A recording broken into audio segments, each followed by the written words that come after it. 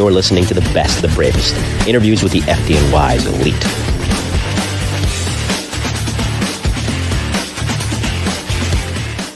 You know, being a lifelong Connecticut guy, it's interesting because tonight's guest has some pretty interesting links to the Nutmeg State, which I'll talk about with him, in addition to his career with the FDNY. And on that note, ladies and gentlemen, welcome back to this episode 371 of the Mike the New Haven podcast, the 73rd volume of the best, the bravest interviews with the FDNY's elite. If you haven't checked out the previous episode, that was another volume 6, I believe. Yeah, volume 6 of the best, the bravest nationwide, our spinoff, consider it the Law and Order SVU to our original Law and Order. That was with Deputy Chief Tony Bompadre out of the Philadelphia Fire Department. He's done 20 years down there. He's currently a deputy assigned to the Safety Battalion in Philly. And the guy's had a very, very long and distinguished career. He's an author too, and we talked about that. So that was a lot of fun. Special thanks to my cousin, Jose Perez, also a chief down in Philly, also in the Safety Battalion, who connected us and allowed that interview to come to fruition. Hope all of you are doing well out there. Another beautiful day here in the Northeast, for most of us at least. Again, hanging on to summer while we still can. And you guys know the drill by now. Any questions that you may have, of course, fire them away in the chat, and we'll highlight them. Now, I did, before we run the usual ads, we got a new one that we'll run tonight. I wanted to make mention of this because this really affected me over the weekend. A former guest of this show, a friend of mine, passed away, and that is Judge Jerry Garzulo. And I'm sharing the screen there so you can see his obituary online.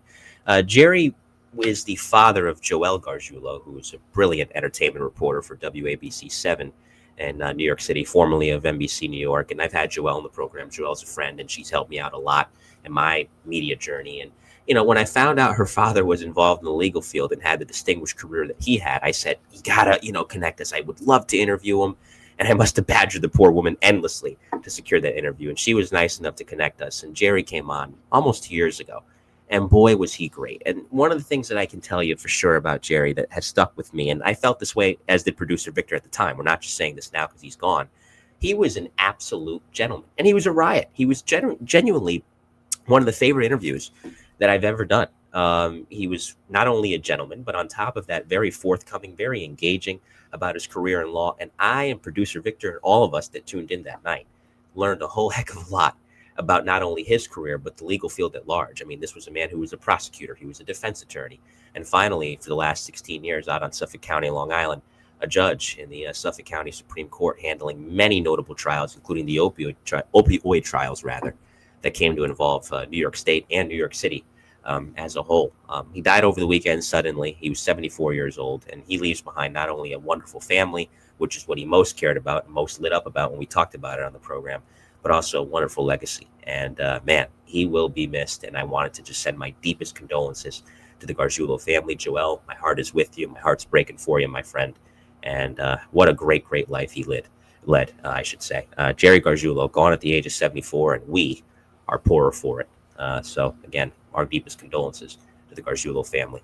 We'll run a couple ads. We'll introduce my next guest momentarily. First things first, how about a word from producer Victor and his podcast, The Chop Seat? Baseball fans, if you bleed Braves country red and blue, this one's for you. Check out the Chop Seat podcast hosted by Victor Mignetis. Every week, Victor dives deep into all things Atlanta Braves and Major League Baseball, from game recaps and trade rumors to player spotlights and the latest league news. Whether it's breaking down the lineup, debating pitching rotations, or talking postseason chances, the Chop Seat gives you honest takes, sharp analysis, and a fan's true passion for the game. So if you're looking for your go-to Braves and MLB podcast, pull up a chair and join the conversation.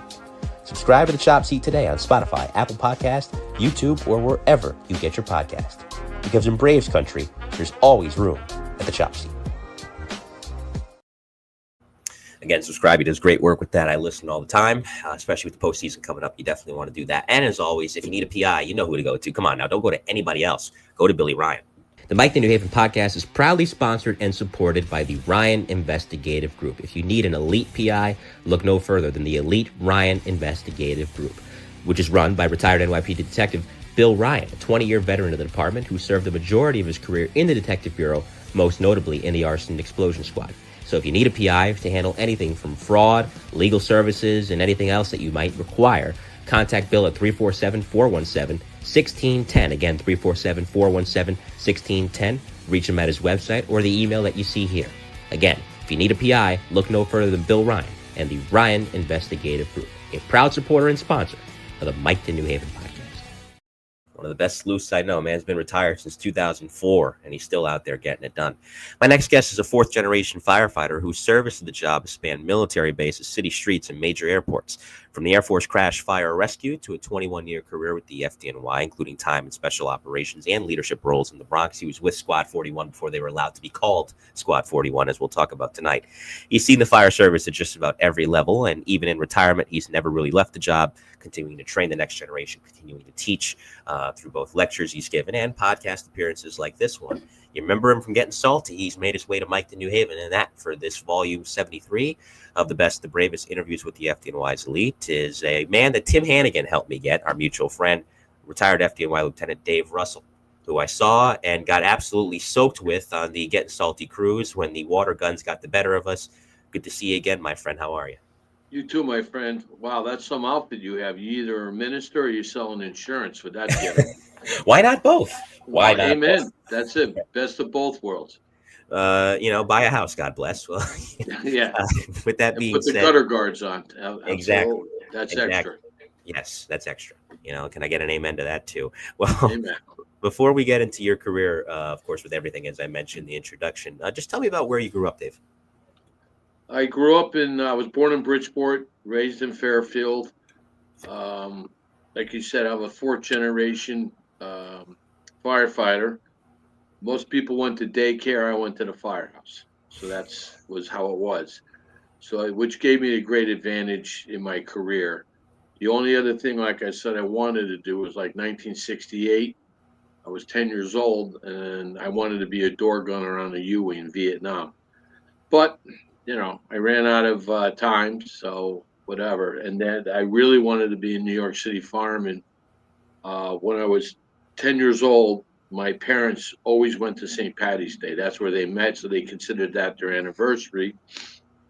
So we were down by, now I know, 4 and 58. My father's uncle was in Fort Truck, and we used to go to this place, and we went down the street, It looked like it was a big job. My father wouldn't walk across the street to see a fire unless it was like in the city. Long story short, I'm looking, and it was a serious job. And I saw this one guy. He had a victim, be a 1045 now, and the guy was conscious, but you can tell he was severely burned. Fireman sitting on his knees, covered in black, like he just got pulled out of a coal mine. It was freezing. It was, St. Patty's Day, and I saw him giving a little sips of whatever he had there to the guy, but the concerned look on that guy, even though he was completely, covered in soot and second alarm snots and everything else. And then he looked at that, he looked up, and everybody else, doing it. I said, that's where I want to go. So since I was really 10 years old, I wanted to be a New York City fireman. And it's funny, you're the third guy. We're talking with Dave Russell here on the best, the bravest interviews with the FDNY's elite that started out in CT that I've had on this program that ventured out to the FDNY, Timmy Klett, Timmy Brown, and you. And it's interesting. I mean, again, seeing that up close, it's one thing to want to go into the fire service. It's another thing to want to do it in New York City. But before that came first the military. And I've often said, and this is not to diminish the intensity of a fire academy or a police academy, but if you can go through military training, which is the most intensive of them all, I feel like anything after that is a relative walk in the park. So for you, before that, your love of the fire service is well documented. Where did your love of the military come into play? Well, I know it wasn't college material, and obviously my dreams of playing with the Giants went down the toilet. So, and to take the test for the FDNY, you had to be 21. So at 76, I was 18. Gotcha. So I figured I'd do 4 years, crash rescue, blah, blah, blah. Then I would get out. Well, God laughs at your plans. I ended up doing 8 years active, and it worked out. It was, awesome. But towards the end, I was missing a class. I think I took the written in 82, I guess it was. About 45,000 people took the test. And you wait and see like everything else. And the next thing you know, my list is coming up in 84. And I was going to be in the class before that, but I was sent to a place that doesn't exist. So when I got back to the States, they had lost my paperwork to get discharged between two desks in the same office. So my father knew a Congressman Stuart McKinney, the defense appropriation bill, the reserve unit. I called and I wanted up at Stewart. They had no room, blah, blah, blah. Called my dad on Monday. Friday afternoon, I was in my poor man's Corvette, Chevy Vega, me and the dog heading north. And I was Palace Chase, so I had to owe them 4 years because I owed them two. And miraculously, they had a spot for me in the 105th. So I got discharged in November of '84, and I did my first drill in December of '84. So I never even had a break. Then we Proby School. Uh, you know, my career, I've been very lucky. Like I said, I took my first classes in training in '74, and if I was lousy, I sucked. My father was not going to let me ride or get out of the rig. So '75 to '76, I was a paid call fireman in Fairfield. Back then, there was no overtime, just like the FDNY. You got a tour, you got another tour. No time and a half, nothing. So a lot of guys, like everywhere else, if you're pulling wire or hanging pipe or doing something, you made more money on the side than you did, so they couldn't hire anybody. Go to work. The engine and truck, usually at once on Reef Road, off at two sometimes. But, it was awesome. And when I was in the military, my timing was perfect. I had 76. All the guys that taught me were Vietnam guys.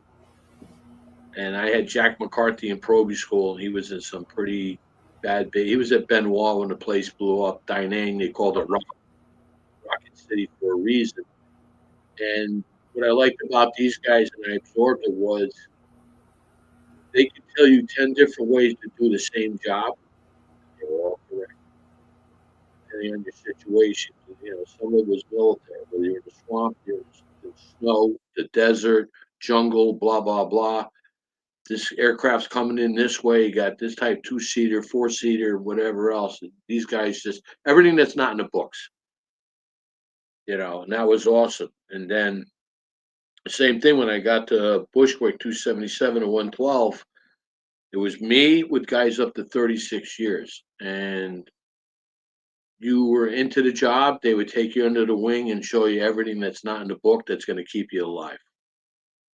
So I've been very blessed in my career, the people that I was attached to, and they actually would talk to you. The old thing was 2 eyes, 2 ears, and 1 mouth. Shut up, pay attention.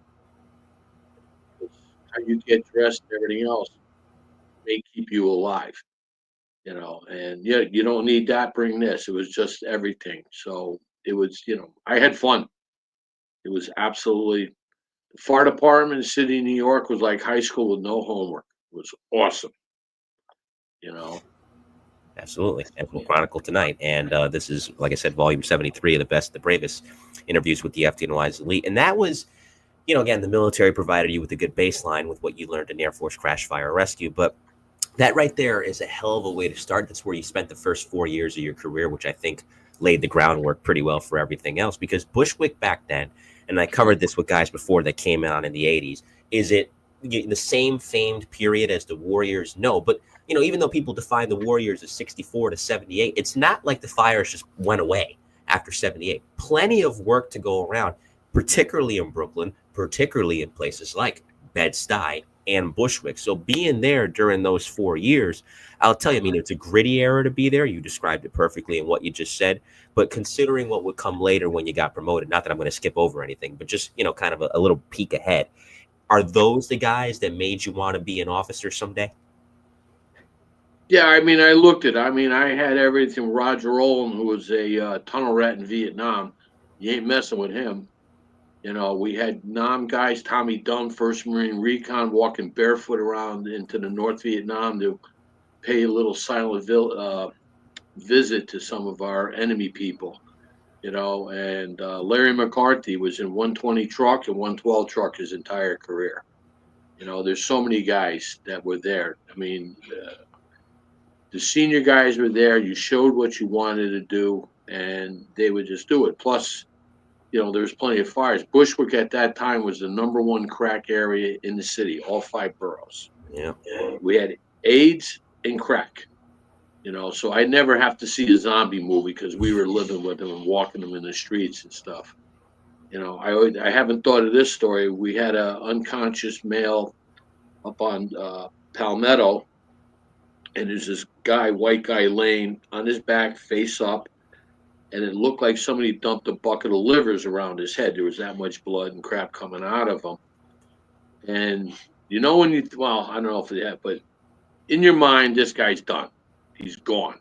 Just looking at him, pasty white, the amount of blood and coagulation and everything. And then he sat up. I put mud in my underwear almost. I'm like, what the? When you done? And then a guy pops out of this occupied vacant on the second floor, big black guy, just wearing a bathrobe, screaming, I told him not to touch my shit. From the second floor, this guy hit the guy on the ground with a small black and white TV. Headshot. And I think he was a lefty. I'm surprised Steinbrenner didn't sign him up for the Yankees, but it's just that weird stuff all the time. It was like when you thought this guy was dead and he sprung up, it was like a creature features movie. But that's just the stuff, In Bushwick, we called that Tuesday. There's always no short of entertainment. Absolutely. And that's one of the things that I wanted to touch on with you as well is that back then, I mean, I'm just picturing, by the way, the guy sitting up like the Undertaker or something as a child that grew up watching wrestling, boom, just pops up like nothing. You learn to acclimate. I mean, granted, you were in the military for a little bit, so again, culture shock. I don't want to use that term, and again, Bridgeport I know was pretty gritty back then when you were growing up, but nevertheless, working in a neighborhood like that, seeing stuff like that early on. Did it take you a little to get used to it, or were you able to just kind of hit the ground running because of your background? Well, like I said, the old adage was, Dad, when I grow up, I want to be a fireman. Well, son, you can't do both. But I mean, I started my, street or learning was in Fairfield. Right. That's you. We had great senior guys. I could name a ton of them. And these guys would show you things that are not in the book. And we'd go to a fires. And my first fatal fire was with Fairfield up in a Greenfield Hills, a farm area. And this lady, old lady, she was beat up pretty bad, and one of those ones you grab her and the skin comes off in your hands, it hits the floor. So that was my first one. But going in there, my first tour, I walked in and guy Gary Eulendahl sitting at the house watch studying for the pending lieutenant's test. So I come in and I salute, and probationary Russell reporting is ordered, sir. Yeah, go upstairs, see the officer. So my first tour, I'm in early, 4:30 for a 6 o'clock change. I meet Lieutenant Roger Rowland in the office, and he's sitting down, and I'm going to date myself. He's typing on the typewriter, 2 pieces of paper with carbon paper inside. Nobody even remembers that. He's typing, so I come in, report is ordered, sir. Roger pushes back from the desk with his chair. He looks up at me, goes, let's get something straight. You can call me Lou or Lieutenant. You got that? So what do I say? Yes, sir. He jumps up, gets right in my chest, and he's, Jesus Christ, did your mother have any kids that lived? I knew automatically that he's a military guy. Get downstairs. So I go downstairs, and 277 and 112 was the only firehouse in the city where we were front and back. No double doors, no wide doors, in and out. It's like a Japanese suicide sub, in and out, no room, compared tight. Whoever got back first went in the back. And nowadays they'd fire. I mean, our kitchen was right there. You could walk off the back step of the engine, step into our kitchen, doors open. The diesel exhaust between the 2 companies would be nothing. 30, 35 runs between both companies. And, everything was shiny right up to your locker. And that was just basically your exhaust. Tony Lipari showed me the back of the rig. Tommy Hoey comes out of the kitchen. Tommy did 40 years in 112, but Tommy had that floating NORAD eye. You could never sneak up on him. His first life, I think he was a flatfish or something. So Hoey comes walking up, and Tony Lipari, we're looking down, and Tony punches me in the chest, and he goes, and Tommy's eyes floating back and forth. And he goes, is he looking at me or is he looking at you? I looked at Hoey and go, I think he's looking at both of us. Hoey walks away laughing. So 7:30, it's a beautiful spring day, 6:30, quarter to 7. As tones go off, we're first due. I can hear the dispatcher saying something later on. I didn't know what they were saying with the rig start, but 77, 112, pull your boots up. You're going to work. Numerous phone calls.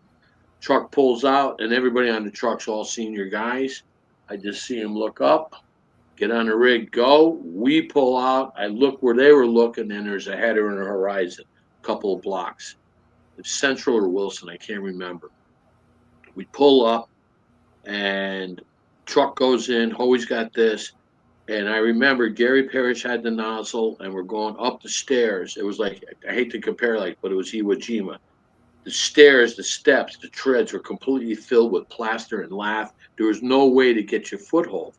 And we're trying to get up there. We come back down a little bit up. Roger's standing at the top of the stairs, leaning over the railing, facepiece hanging, going, get that effing line up here now. If he stood up, he would have burned his head. Both apartment doors were open. It's blowing out. So we get up there, and Gary's hitting, I'm backing him up. And we're hitting both apartments trying to control the hallway. And then 218 came up, they were second too, and Rogers yelled, get the left apartment. 5, 6 rooms was right front to rear.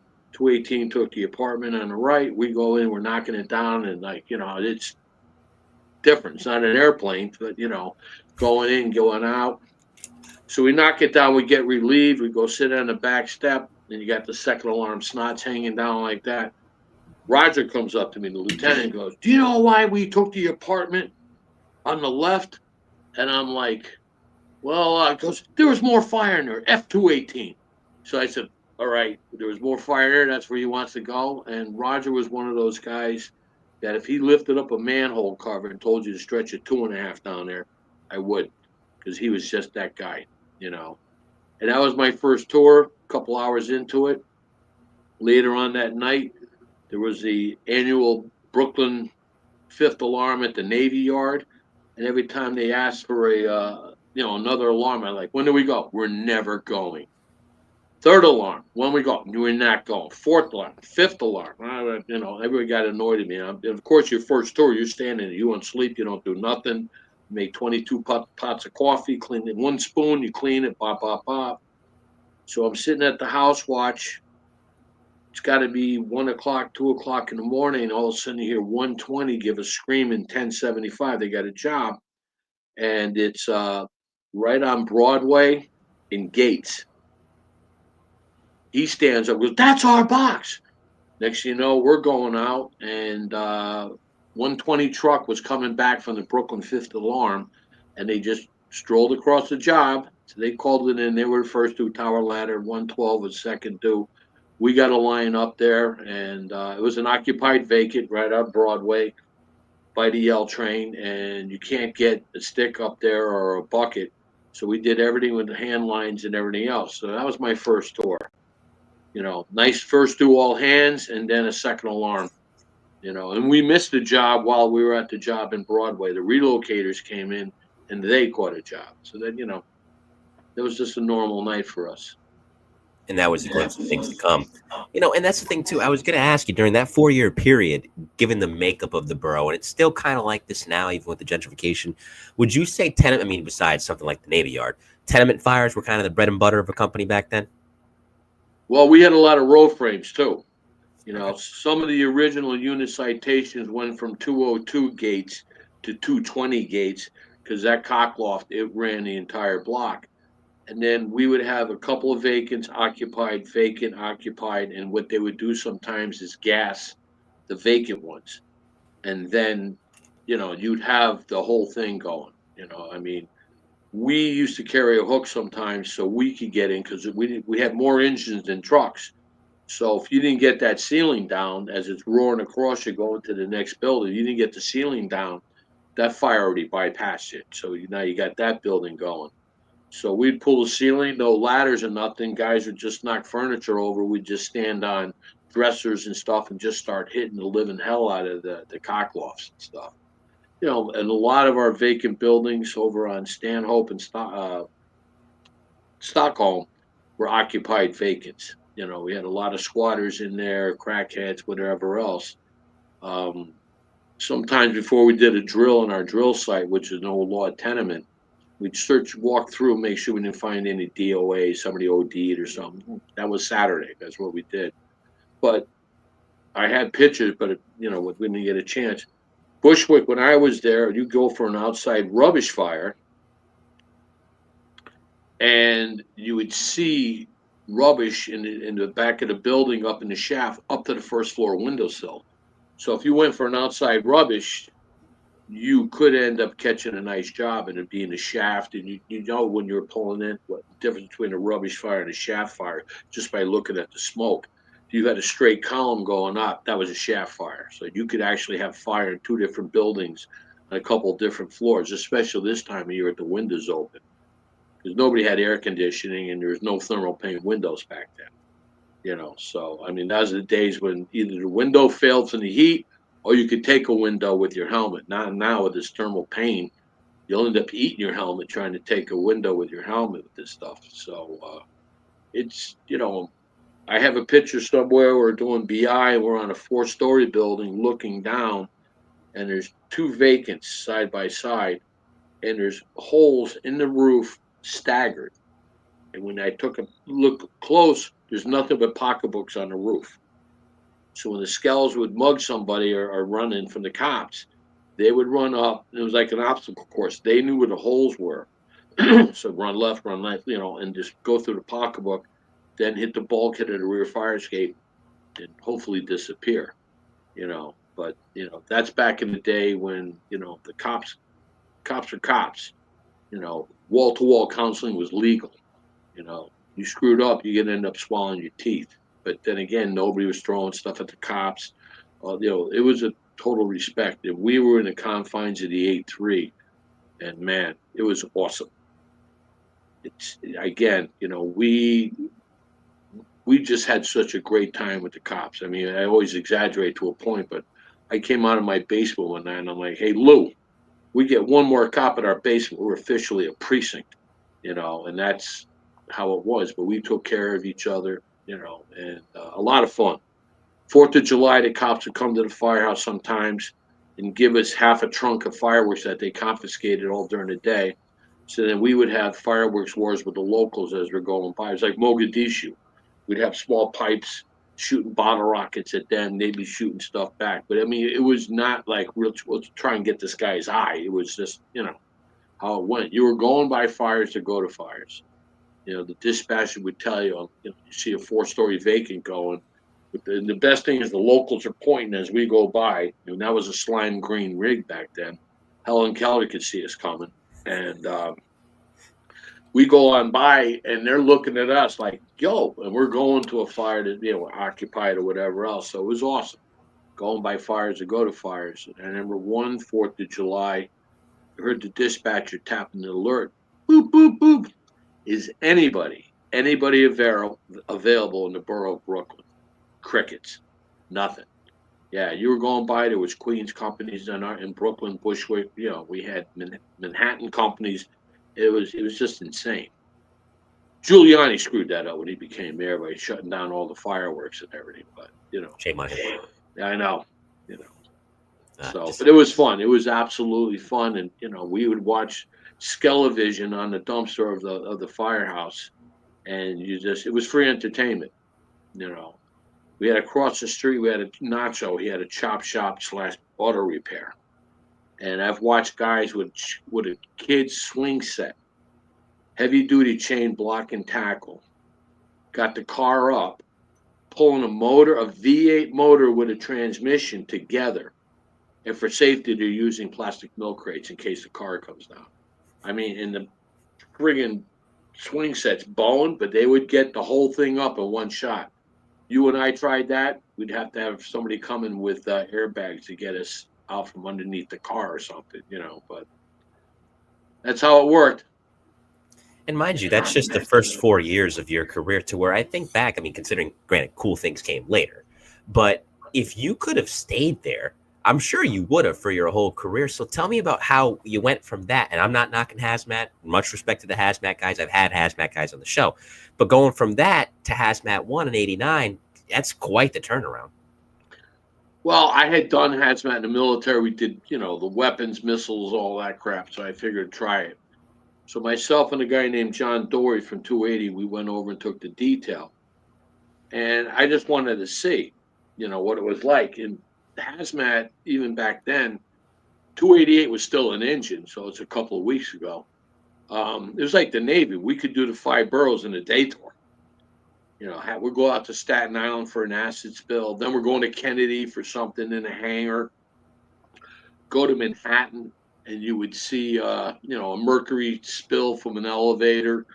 Go back to the Bronx, come back to Queens, and then you go out to Staten Island. It was awesome. The guys were great. But, when I still had the radio and the scanners in the house watching, listening, and, you hear 2-8 battalion transmitting the second alarm for a first 2 box for 77 or 112. That was like swallowing tacks, God damn. So, but a lot of work, there was a lot of fires. We got to do a lot of weird stuff. And my first run with John Dory was, I forget the hotel, it's downtown Manhattan. And we're on the sidewalk. We're the decon guys. And for the first 5 minutes, we stepped off the rig. We saw more hot women in 5 minutes than I've seen in my entire career in Brooklyn. One was just like, holy, this is awesome.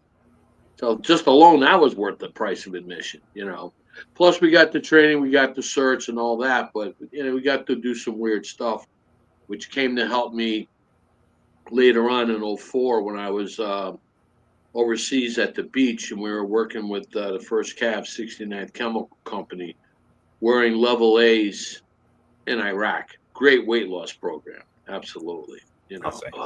Sweating like R. Kelly in Family Court, but it was awesome. And but it was it was different coming back. Like, some people aren't comfortable with it, and we're showing me IEDs, building collapses, showing them how, because when we leave, they're going to be making entry, trying to clean up our mess, their mess, everybody's mess. So it came out that way. But, that was a year. But like anything else, it's like this year. August this year was like a week long. Now we're now we're already past 9/11, coming up on the 25th here next year. That's hard to believe in itself, But the guys in hazmat, I had Lieutenant Buell, if you knew half of what he forgot, your brain would be full. John Hopkins Sr. was our chauffeur. This guy could drive that first piece like a Subaru under the L, in and out of the pillars, but, I still missed the fires, and I said, all right. And then what's my next step? That would be enhanced engine 41 at the time, because that's the interesting point. And I remember talking about this with Garrett Lindgren when Garrett was on a while ago, where they weren't, and it was something weird, something political ultimately with the neighborhood. They were not allowed to be called a squad. This is well before 98 when they officially became one. But unofficially, they were pretty much a squad well before July 1st of 98. But that back then, I kid you not, the title was enhanced engine. Oh, I know. It was awesome, though. I didn't care. Yeah, I said, I'll paint my hooks pink. We responded in the South Bronx and Harlem. Chances are we're going to see something or do something. And now, like the squad stuff, we were not really tied down to all the tech rescue, rope-a-dope stuff and all that crap. We were going to fires and collapses. So it was just go from one building fire to another. And we would come in, and when we first started, it was the chiefs like, first of all, another slime green rig. 2 rigs in my career were slime green. So you're not sneaking up on anybody. And, we would stand there and they're like, what the hell? Give me another truck. And as it progressed and things, we had great bosses. We had John Kieran, and he was awesome. I had Patty Brown as a lieutenant. I can name some of the famous guys. Jack Kleehouse. Yep. Oh my God. The first time I ever climbed a fire escape on the outside of the building was with Jack Kleehouse. And I looked down, his coat's open, and I'm like, holy shit, I'm with Batman. I mean, and this guy, he just looked. He did his 30-second size up in 12 seconds. He knew exactly what he wanted, where we're going.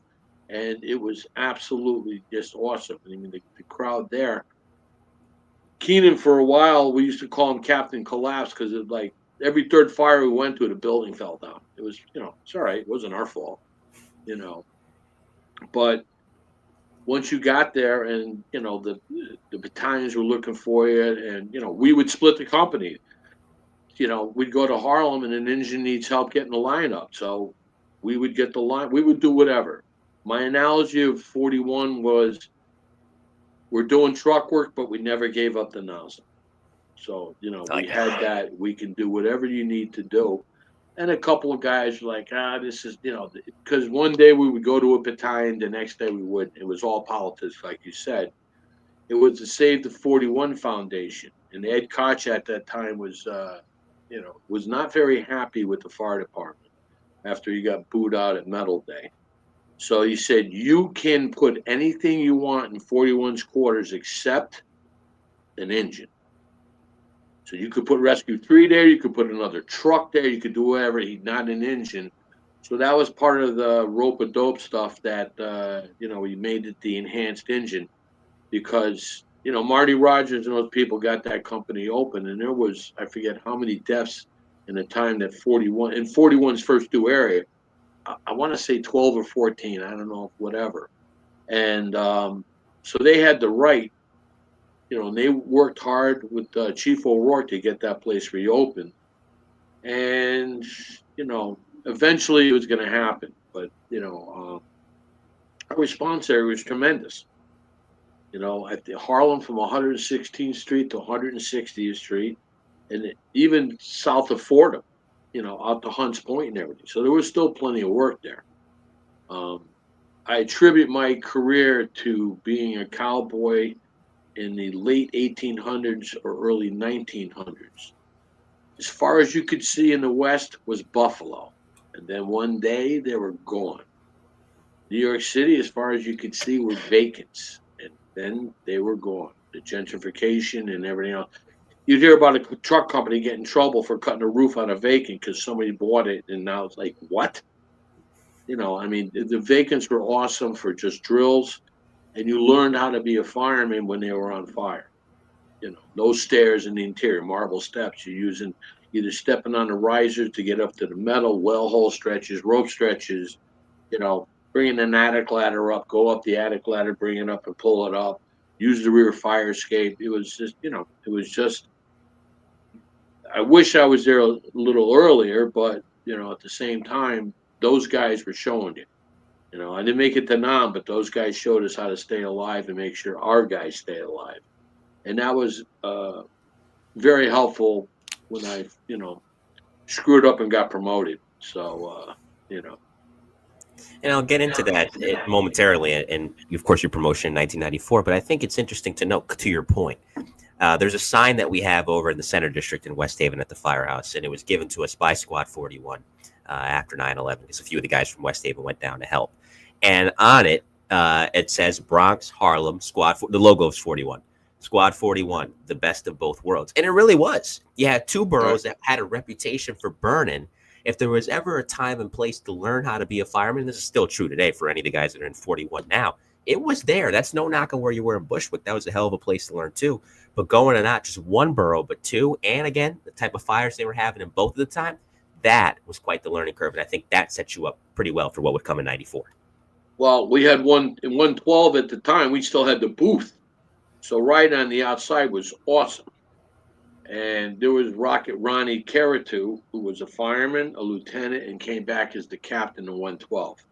That says a lot. And Ronnie, he did the Star Trek theory. The faster you go, the thinner the rig gets. And I remember riding in the booth, and I'm looking at my coat flapping, and I'm coming about 2 inches from a parked car's side view mirror. And like, because you get ripped out of like a mailbag on a train. They wouldn't even know you were gone until you got there because we didn't have all the radios and stuff. But these are the guys that you learn from, Bill Nagel, Ronnie Caratu, Gene Hickey, Hoey. The engine, we had Patty Sullivan. He was a human sprinkler. He would go in there. He was doing breakdancing before they knew it, but he had the nozzle. He'd be on the floor and he'd take 2 rooms down like that. Sometimes when you were the backup, you just fed him a little bit more and let him go. You know, if you didn't know any better, he's looking like he was having a grand mal seizure, but he's knocking a room down. He's going crazy. You know, Patty Aguilera was senior. You know, and we had guys like Steve Murphy, and just awesome. It was a great house. You know, Absolutely. when I got detailed out of there, my first detail was the 124 truck. 6 guys in the 3-story firehouse. I mean, on our 3rd floor, we had nothing but lockers and an insert shower. These guys, you can play golf up on their 3rd floor, and because you know they're a quick company, nobody really slept on the 2nd floor. I'm walking around there, and this guy Patty Swaggart comes up to see what I'm doing. I'm just looking around like I just came from a cardboard box at the Taj Mahal. I'm like, this is all for you? 6 guys in this? And you got a 2nd flight. Are you kidding me? You know, we had a shower and a half-ass bathroom on the 2nd floor. Our bunk rooms were there. The offices were there. They put the truck there temporarily in 1973. It was still there when I got there under our old firehouse. And we got floor jacks and an air conditioner. Our basement looked like it was a mass confidence course with all this, you know, all the jacks holding it up. And our little recreational man cave was down there, you know. But you go to these other firehouses, and I'm like, and then they were attached to 271 and the 28 Battalion. They never broke the wall because 124 didn't want any possibility of a white hat walking across. And they had 10 times the room we did. I was like, dude, this is amazing. You know, then you go to other firehouses, Great Jones Street, 92 and 44. They got a better parking lot than Giant Stadium, for God's sakes.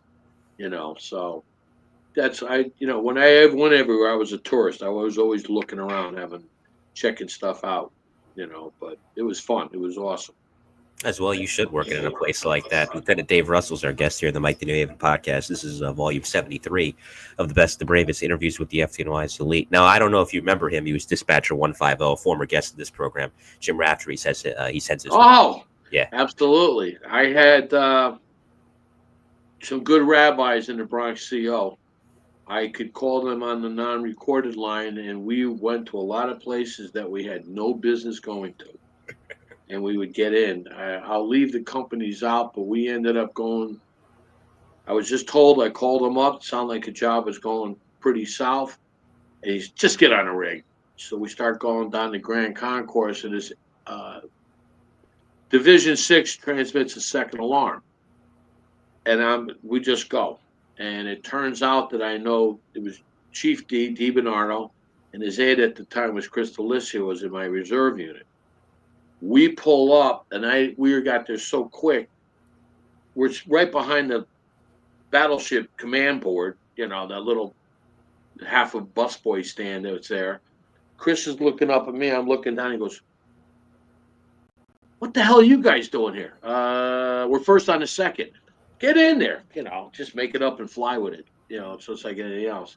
If you sound like it's legit, you're going to, especially at fires, you're going to go to work." So that was it. So, yeah, Raftery, Doc, Beef, you know, all these guys.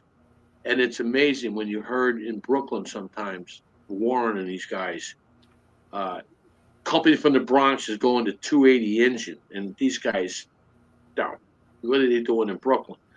And you'd hear the dispatcher go, "Where are you?" We're on such and such. All right, go down 2 blocks. You see a White Castle on the corner? Take a left, go 3 more blocks. There'll be a Kentucky Fried Chicken and a car wash there. Go down that block. The firehouse is there. It was amazing. I mean, that's when we had super real dispatchers. These guys, I wouldn't want to play chess against them because they're 80 steps ahead of you, you know, and that's when we had, but back then we still had the radios. You could hear, you knew who was out. So if you picked up something, you did not know that your second due engine that's supposed to come in with you or whatever is doing the leg cramps and diarrhea run. And now the next company coming in, God knows how far it is, which is one thing. But as a boss, you kind of plan, because my chauffeurs were awesome, but you would think about, all right, as a boss now, 38 inch and 51 truck should be coming from the right. As we come down, slow down, because they're going to come through, whether we had the green or whatever. And when I got to these intersections in the city, I would lay off the siren and the air horn because it's just acoustics everywhere. And then you would hear air horns and sirens from the left or from the right. Then you knew that the companies were coming and just let them go. I mean, I'd rather get there than not, I mean, Mike Shue, now that when I became a boss, I look at the guys that were my chauffeurs in 277. Mike did not only know where the hydrants were, he knew the majority of the mains that fed them. We had a job over by 222, and the chief standing pointing because he wanted us to supply, a tower ladder, whatever else. And to see the chief's face as, the slime green rig, me and Mike Shue bypass him and go down one block, and he goes, this one's on a 20-inch main. That one's only a 10. I mean, and you only supply 2 lines off a rig, right, in the books, blah, blah, blah. We had 2 lines and a tower ladder off this rig, and our rig was purring. The compound gauge was up. We had plenty of water. We were not anything. So then the chief eventually walked over. He realized it was Mike. He goes, yeah, Mike, I should have known. What an officer's dream. We had great chauffeurs. It was awesome. Ferret Face Fagan. I mean, that guy was awesome. He loved, But I made Nick up names for pretty much everybody, So that's how it was, So, but you mentioned somebody. Is Ferret Face working? Everybody even knew. No, he's off today. He's on a mutual, whatever. But it was fun. It was awesome. Jimmy Thornton was one of the senior chauffeurs in 112, and I had at least a good 2 years under my belt. And it's like February. I had the 12 by, and it's snowing sideways. So Jimmy Thornton pulls up, right, walks next to me, and we're looking out onto Knickerbocker Avenue, and I'm like, this sucks. I haven't had a job in a week. So in my mind, I'm thinking Jimmy Thornton's going to go, don't worry about it, kid. If we never go to another run, the check's the same, blah, blah, blah. Jimmy exhales and goes, yeah, I know. Jimmy lived in Long Island, and he passed 35 firehouses to come to our condemned one-bay firehouse with an engine and truck. In his first life, he was a fire horse, and that's why, and he had time on, and that's why they're there. These guys wanted, you can go anywhere you want, especially with that kind of job, and those guys, they were there. Jimmy, they did not leave. Joe Lyons, all these senior guys. Joe Lyons looked like Mr. Clean on steroids. It's just very calm. There was a guy named Bob Sweeney. I don't know if you ever heard of him. He became number 2 in the FDNY. And when he retired, he was the assistant to the chief of department. He was a chief. His first tour as a brand new lieutenant, he comes into 277 and 112. Future chief of downtown. Joe Lyons puts his hand down and goes, son, does your mother know you're spending the night here? And, and that's, we also had another guy that got made out of 112. I don't know if you ever heard of him. Eddie Kilduff. Yeah, he's been on the show. Yeah, well, he was my lieutenant for a while, future chief of department, and what an absolute machine and a great guy. Yeah. He could meet you once, and then 5 years from now, remember your name and how's the wife, how's the dog, and everything. He could have worked for IBM. He could have worked for anybody. Very smart man. Yo, absolutely, and a gentleman, absolutely a gentleman, and great fire boss. Absolute great fire boss.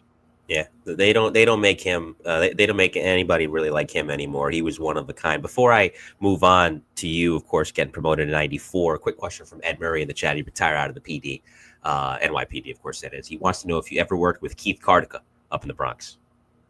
Suffering succotash. He sounds like Sylvester the cat. Yeah, that's at least a 1075. I got a fully evolved couch, special call tower ladder. Yes, I know Keith very well. So that answers Ed's question. Now, of course, I imagine you UFO'd for a while, as most lieutenants do when they get promoted. And most captains do as well until they get a permanent assignment. But what's interesting is once you settled in Division 7, I mean, again, you're still in the Bronx. You're up on Webster Avenue now. So, I mean, even though 41 is going to Harlem as well, it's primarily based out of the Bronx. So with that being said, I imagine it couldn't have been that bad of a transition. I mean, you stayed in the Bronx the rest of your career, but that period of time, 94, ultimately the 97 going to 62 engine, what was it like working in Division 7? What was your first two area? It was, I worked everywhere. And then, sidebar, I always say, and I don't mean it this way, but I appreciate it. I got banished to the first division for like 6 months, but I'm glad I went there because what an eye opener. Most of these places have more building underground than you have above. Everything's 2.5. As soon as you take a step down below grade, your radios don't work. There's no vent. There's this, that. And a 8-minute run around the corner because the traffic is now 12, 14, 15 minutes. And then it's 40 minutes to get back because nobody, the traffic and everything. But working in the high rises and low rises, I worked in 2 truck one night, and I had the privilege and honor of relieving Captain Ill. And he was on his way home, and he sat me down because he knew sort of, I knew his son, but he said, he gave me about a 25-minute how to be a fireman lieutenant in Manhattan versus being in the ghetto and stuff. And it was awesome. It just, and that's an ultimate profession. Listen, you're not in Kansas anymore, Dorothy, so this is what we're going to do. And I ended up having a fifth alarm at the Oyster Bar in the Grand Central Terminal. 5 engines to get the first line into operation. It was insane. It was the highest loss of fish I ever had. It was about $400,000 worth of salmon that, they were smoking, and it was just, but the guys are great. They're, it's a different breed down there to a point. Going there and just seeing all this stuff. And, you say about Manhattan, but my analogy of Manhattan is they don't get a lot of, bullshit fires like we do, but when they get one, they usually name them, and it's not good. The Watt Street fire, Drennan, Seidenberg, and Young, we lost 3 guys in one shot there. Yep. In a small walk-up little rehab tenement. Deutsche Bank. Deutsche Building Bank, absolutely. There's a million of them. But going back to the Drennan fire on Watt Street, there was a lot of stuff that was stretching, blah, blah, blah. But I had done some details in Rescue 2, and Patty Brown was at the burn center with Drennan and his wife. And he survived 3rd, 4th degree burns and everything. And Seidenberg and Young were basically just incinerated. And Giuliani was there, and I remember Patty mentioning that had they had bunker gear, Drennan would not be as bad as he was, and maybe Seidenberg, whatever. And Giuliani looked around and goes, I cut that check a while ago. Well, we never got the bunker gear. So I figured I'll just make up a position. I guess it was the controller. Giuliani called him from the burn center, ordered him to come to the burn center and make him come in and see Drennan. And what Patty told me, he said he went out and projectile vomited. Guess what? We started getting the bunkers right after that. So who the hell knows? Yeah. Like anything else. They took our ropes, almost 10 years. We had Black Sunday. So again, every fire department is basically reactive and not proactive. And we all know, well, and the locals go, well, we know that the city pays for your meals and everything. I go, no, they pay for yours. You're on Wick tickets and food stamps and all this other crap. If the city had their way, they charge us for the diesel we use just to drive the rig to a fire. So same circus, different clowns. No, 110%. And I remember hearing a story about that with Hank Mollet when Hank talked about Watch Street because he was there that night with Rescue One.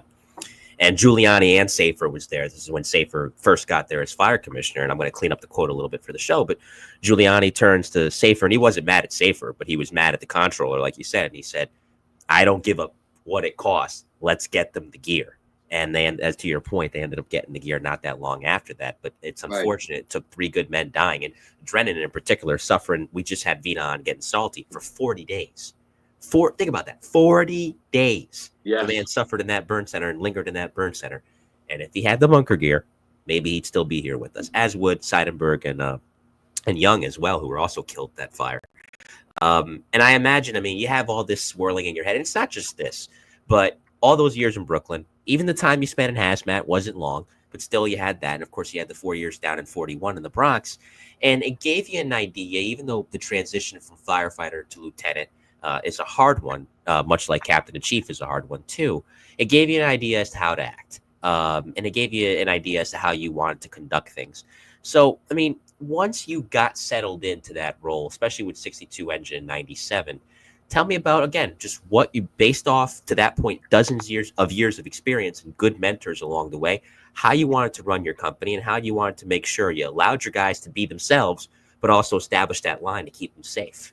Well, I want to rewind the tape a little. When I looked like I was going to get made, and I was like 6 months out, I had 2 lieutenants in 41, Dennis Moranchek and Chris King. And they, when I was working, the list was legit, I sat in the right front seat as a fireman. But Moranchek, to his credit, would walk in with 1 light bulb, toilet paper, a thing that we need diesel, and he would plop everything on the desk and go, we need all this. And then he'd leave, and he wouldn't tell me. I had to figure out how to order diesel, how to get sand for the winter, how to get this, extinguishers, call the shops, all that. All that stuff they never show you in flips. Everybody thinks it's pretty easy. You're sitting up in front, and you have the radio and the siren and the air horn, blah, blah, blah. And I remember we were going to a job in Harlem, and I switched, and I just went, 41, switching to Manhattan frequency, responded to the 1075. Well, the Queens dispatcher sounded like I woke him up or whatever. Be advised, 41, with a real shit attitude, you are on the Queens frequency. And I felt like saying, sorry for waking you up, but, it's pressing buttons, bouncing around, you're going up and down, then you're looking over the bridge, you got a header. So it's all this stuff positioning. So my very first day as the lieutenant in drag, Chris King comes up to me and goes, whatever you do, don't make me sound like a jackass on the radio. My friends are working.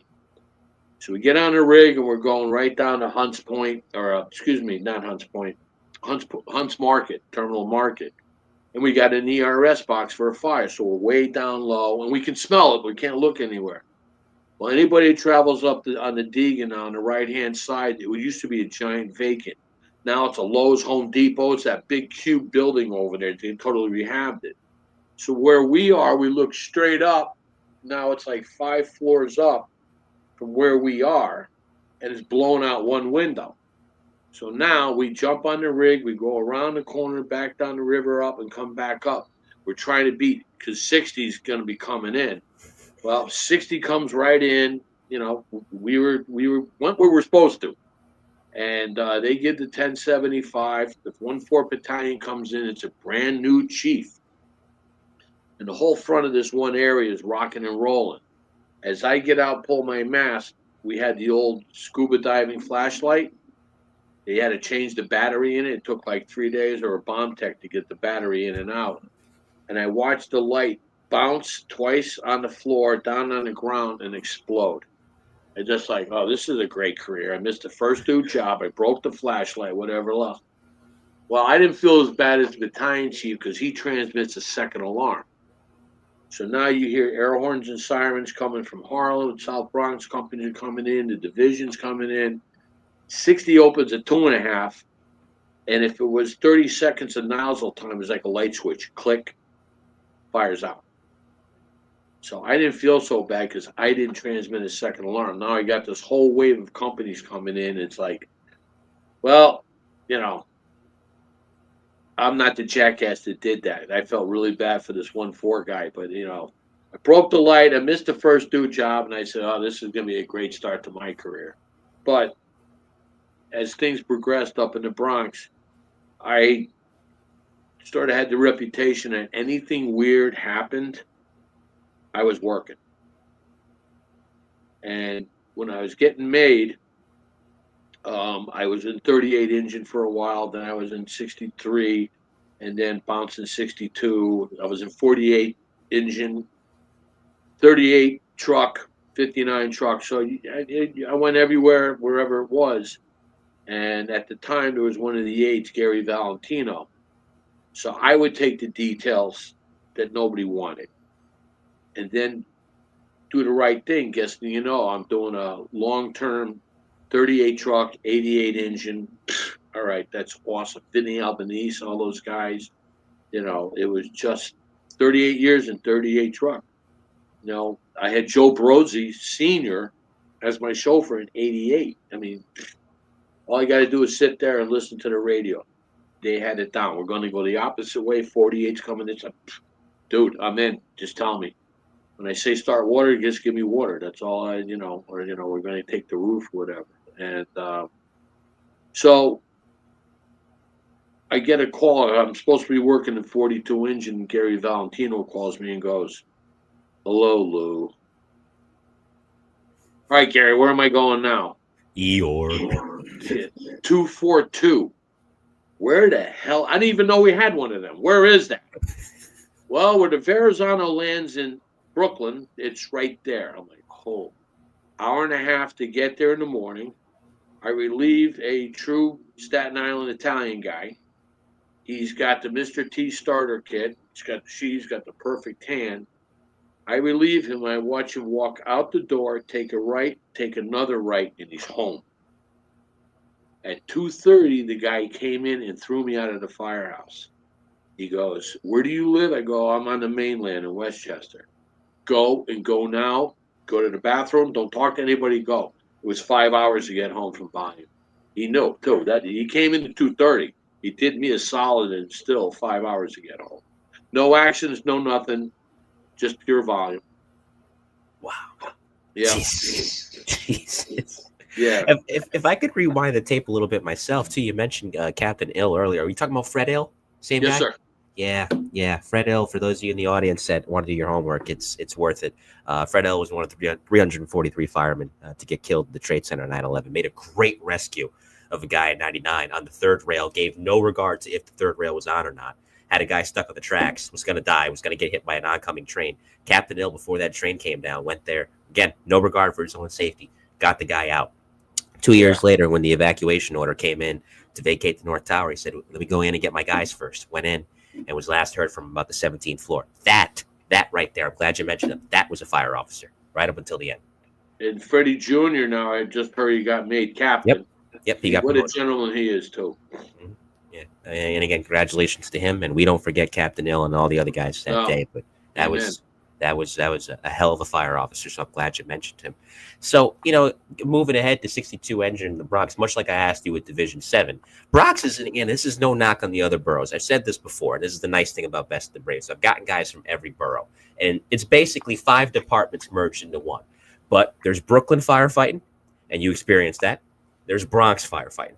Much different ball game. This is where you spent the bulk of your career, starting when you went to 41 in 90. So, again, much like I asked you earlier, 62 engines, first due area. What are we talking here? What type of fires do you get? Well, we could go from Pelham Parkway normally. We go up to the city line. I've been to Yonkers, caught fires in Yonkers, caught fires in Mount Vernon.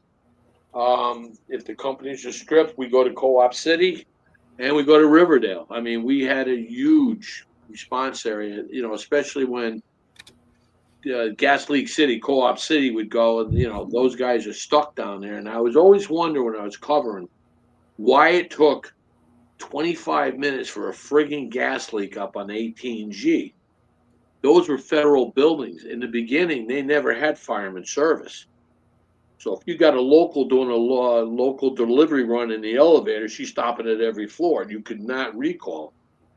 They finally retrofitted those buildings, so that was, So while they're all down there, we would be going up by 63, 38, catching work, whatever else, and as one of the guys in 58 truck came and everything, he goes, "We're in the occupied North Bronx." That was an FU to the South Bronx 8231 guys and stuff like that. But Yeah.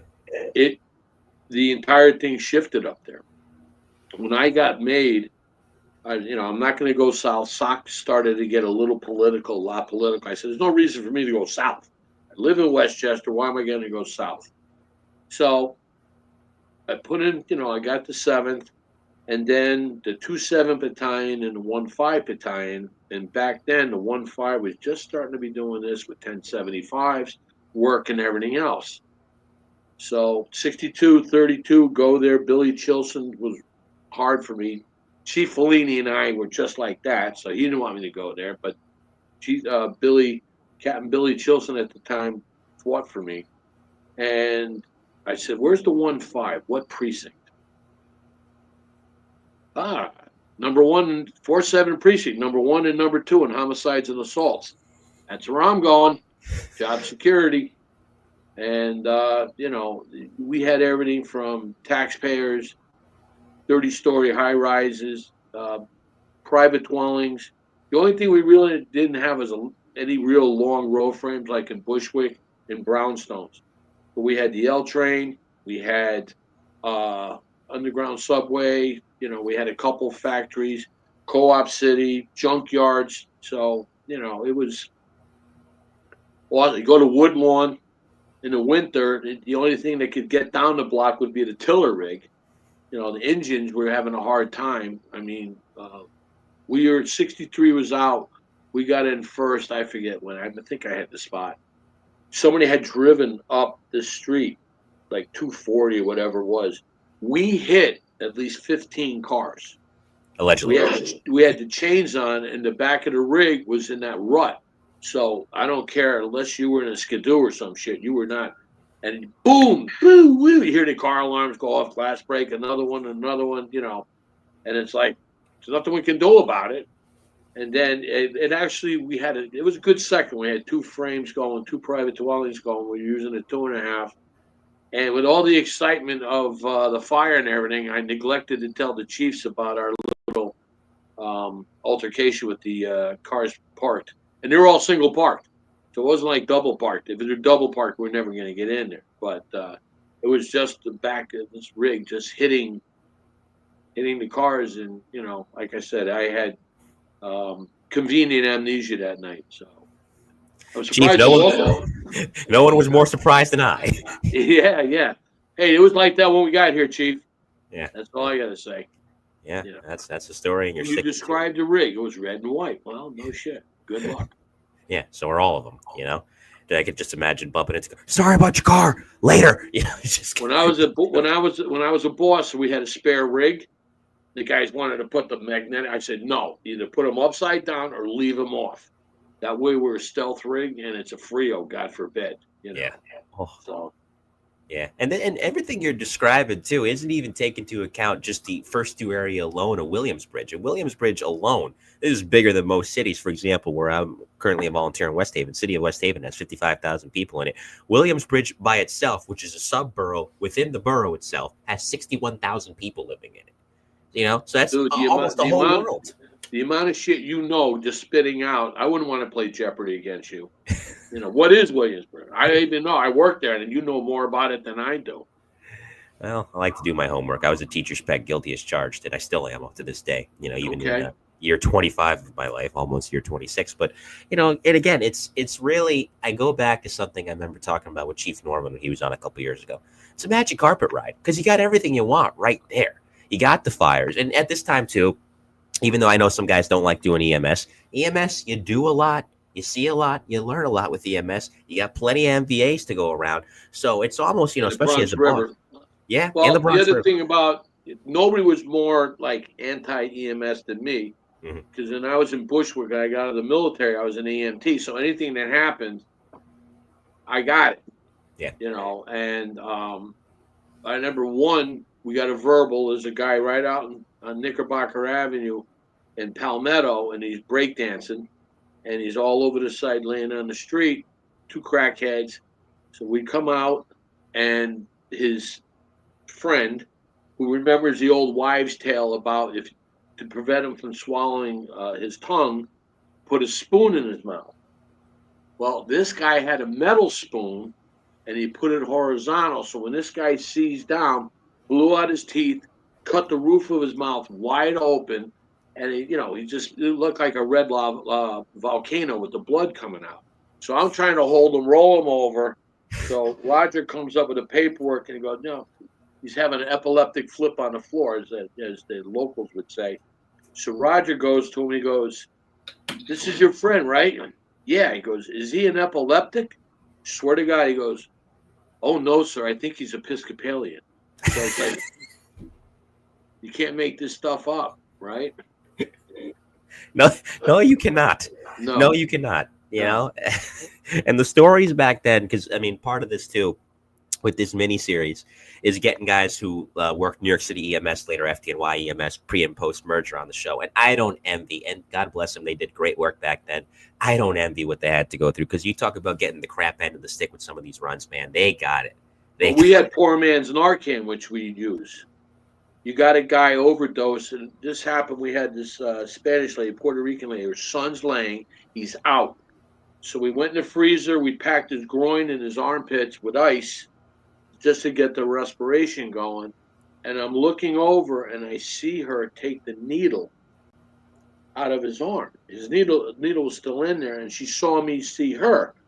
Nothing, finally EMS came, and, the rule was don't give the guy the Narcan fully. Give it to him as getting into the ER. That way he pukes in the ER, doesn't puke in the bus. Right. And I looked over, and this lady, she's very broken English, and she goes, "Excuse me, Mr. Bombero." She says, "Both my sons are junkies, and I know that's a clean needle."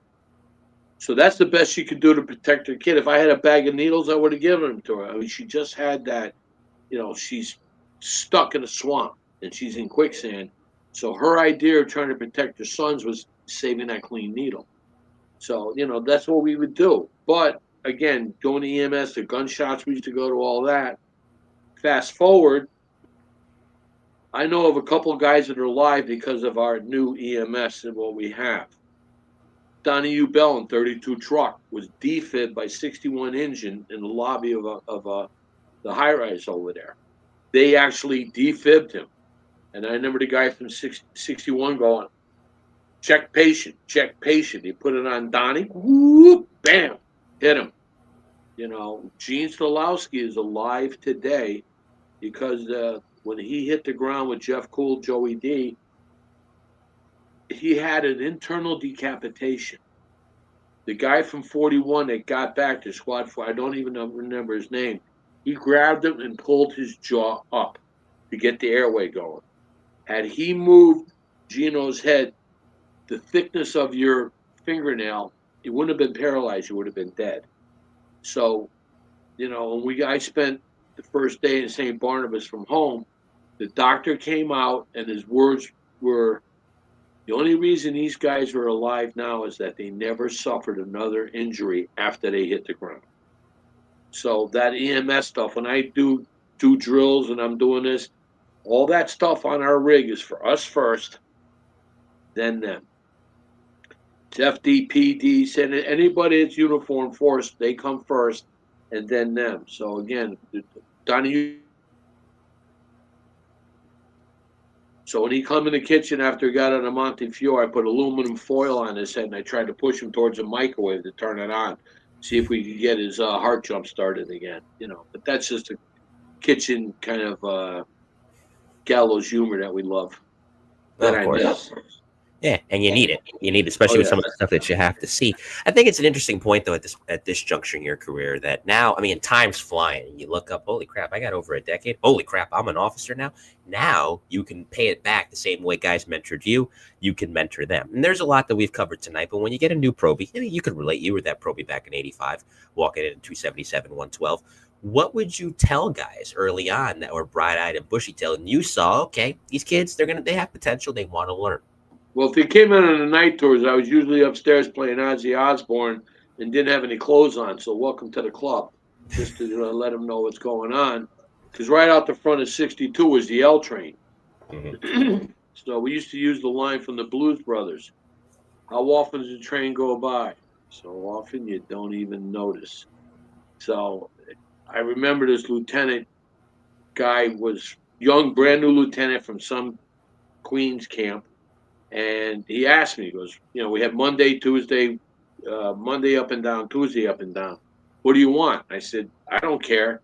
Do you mind if I go first? So I gave him Monday night. I come in Tuesday morning, give the firehouse a whiff, nothing.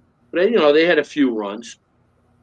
And as I'm coming up the stairs, here he comes down.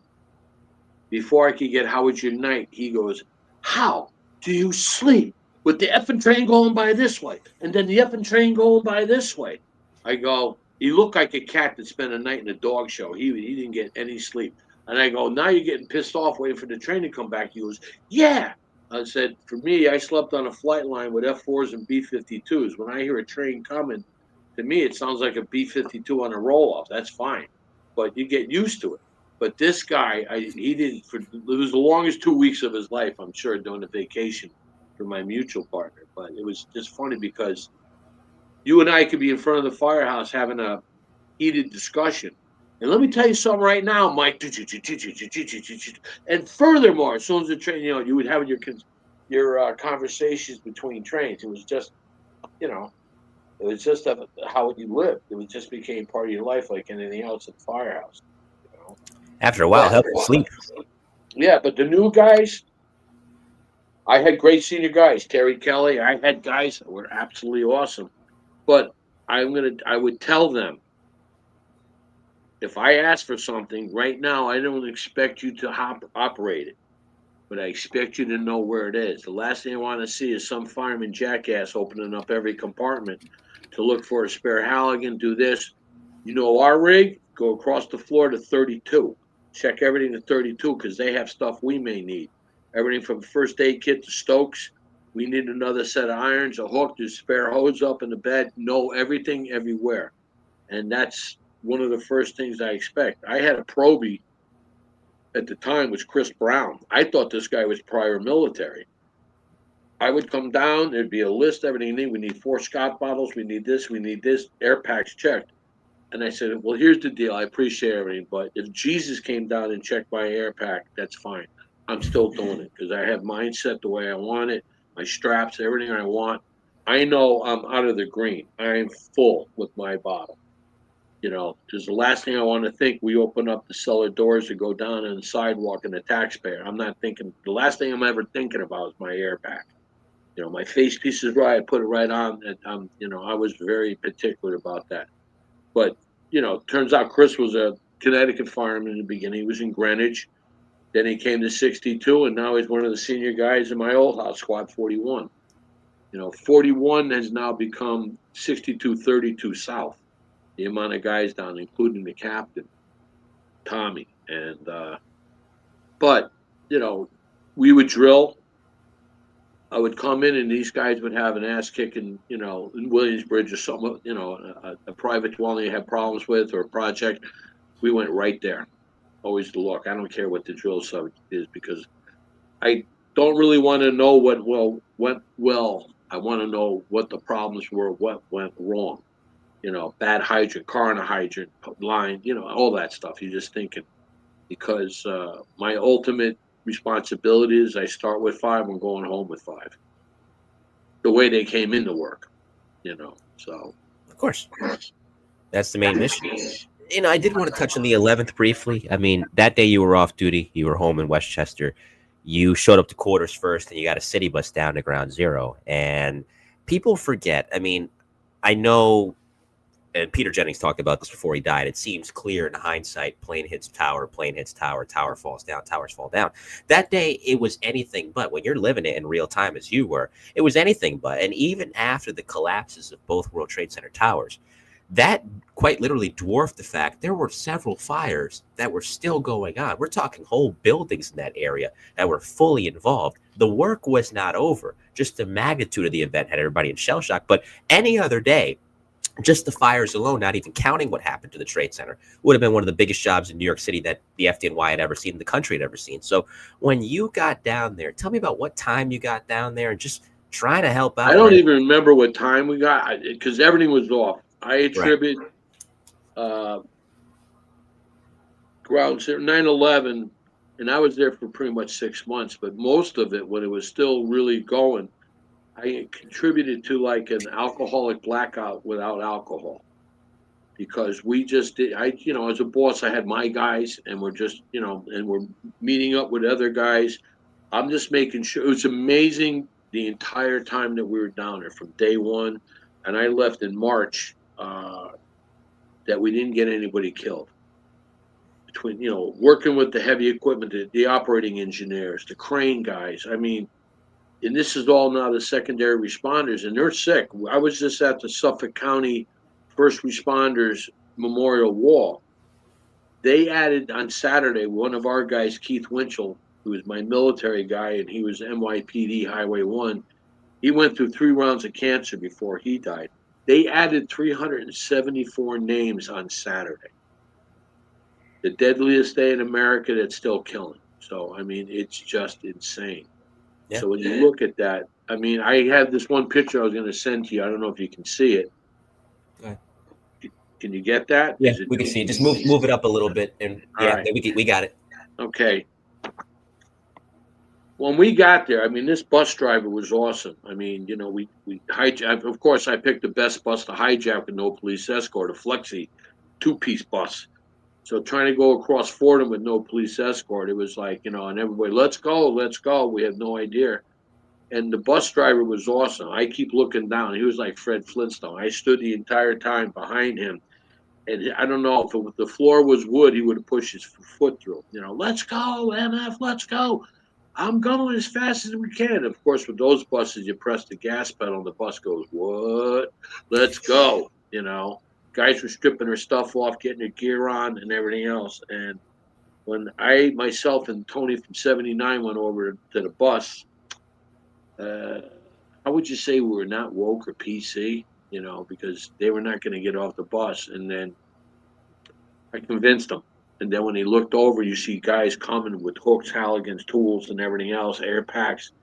And we took everything from the tool room. We didn't take anything off the rigs because our rigs were in service. So I went into like military mode, and I don't remember anything. But on the way down, Tony said I started talking about military stuff. We are at war. We've been attacked. Snipers, look out for anything suspicious. IEDs. Just before I just went into that military thing. And I always remember that now what's wild is going down the FDR, north and southbound, there's nobody. During the day, there's not one car. That's a little different. We rounded the United Nations, and just like I always tell the story, I'm looking south, and I call it the horizontal tornado of smoke coming from lower Manhattan going into Brooklyn. And then we started seeing people as we got closer. People are dressed like you in suits and, have their briefcases, and there was other people that basically look like uncooked chicken legs, the dust on them. Like there was all the bad, like, what is that? We had no idea. And he got us off the exit and jammed us right up into Broadway, and that's when our game started. And a chief came out of the dust, and the only reason I knew it was a chief was he could basically see the white helmet. Everything else was done.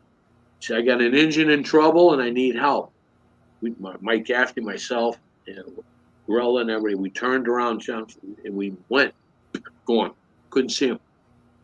And it's like the only way I attribute is like a snowstorm. It's that muffled sound, very thick crunching, and you couldn't see anything. And hindsight now, I didn't realize we were on Liberty Street. We ended up going by 10 and 10's quarters, but we couldn't even tell. And then we felt heat coming through the dust. We went by, it was like a Stephen King novel. There's an engine hooked up to a hydrant running. I couldn't even tell if there was a line up, but the rig is fully involved burning. There was nobody there. This fire truck's running hooked up to a hydrant. And we came down the street. We were in building 4 and 5, and everybody said, "That's it. We've already done the primary and secondary." We were going by 5. They pulled the guy out of the basement, and then that engine. We came down, and I had Mike Gaffney, Mr. Peepers Gaffney, who's now a captain in Harlem, and he was my chauffeur in '62, and he's a diesel mechanic. This guy makes MacGyver look lame. I always claim that, and he found the rig, and he went to the lower chauffeur side headlight, punched in the headlight, pulled out all the guts under there. I had a golf tee in my helmet. He plugged the right line, which released the brakes because there was an air leak.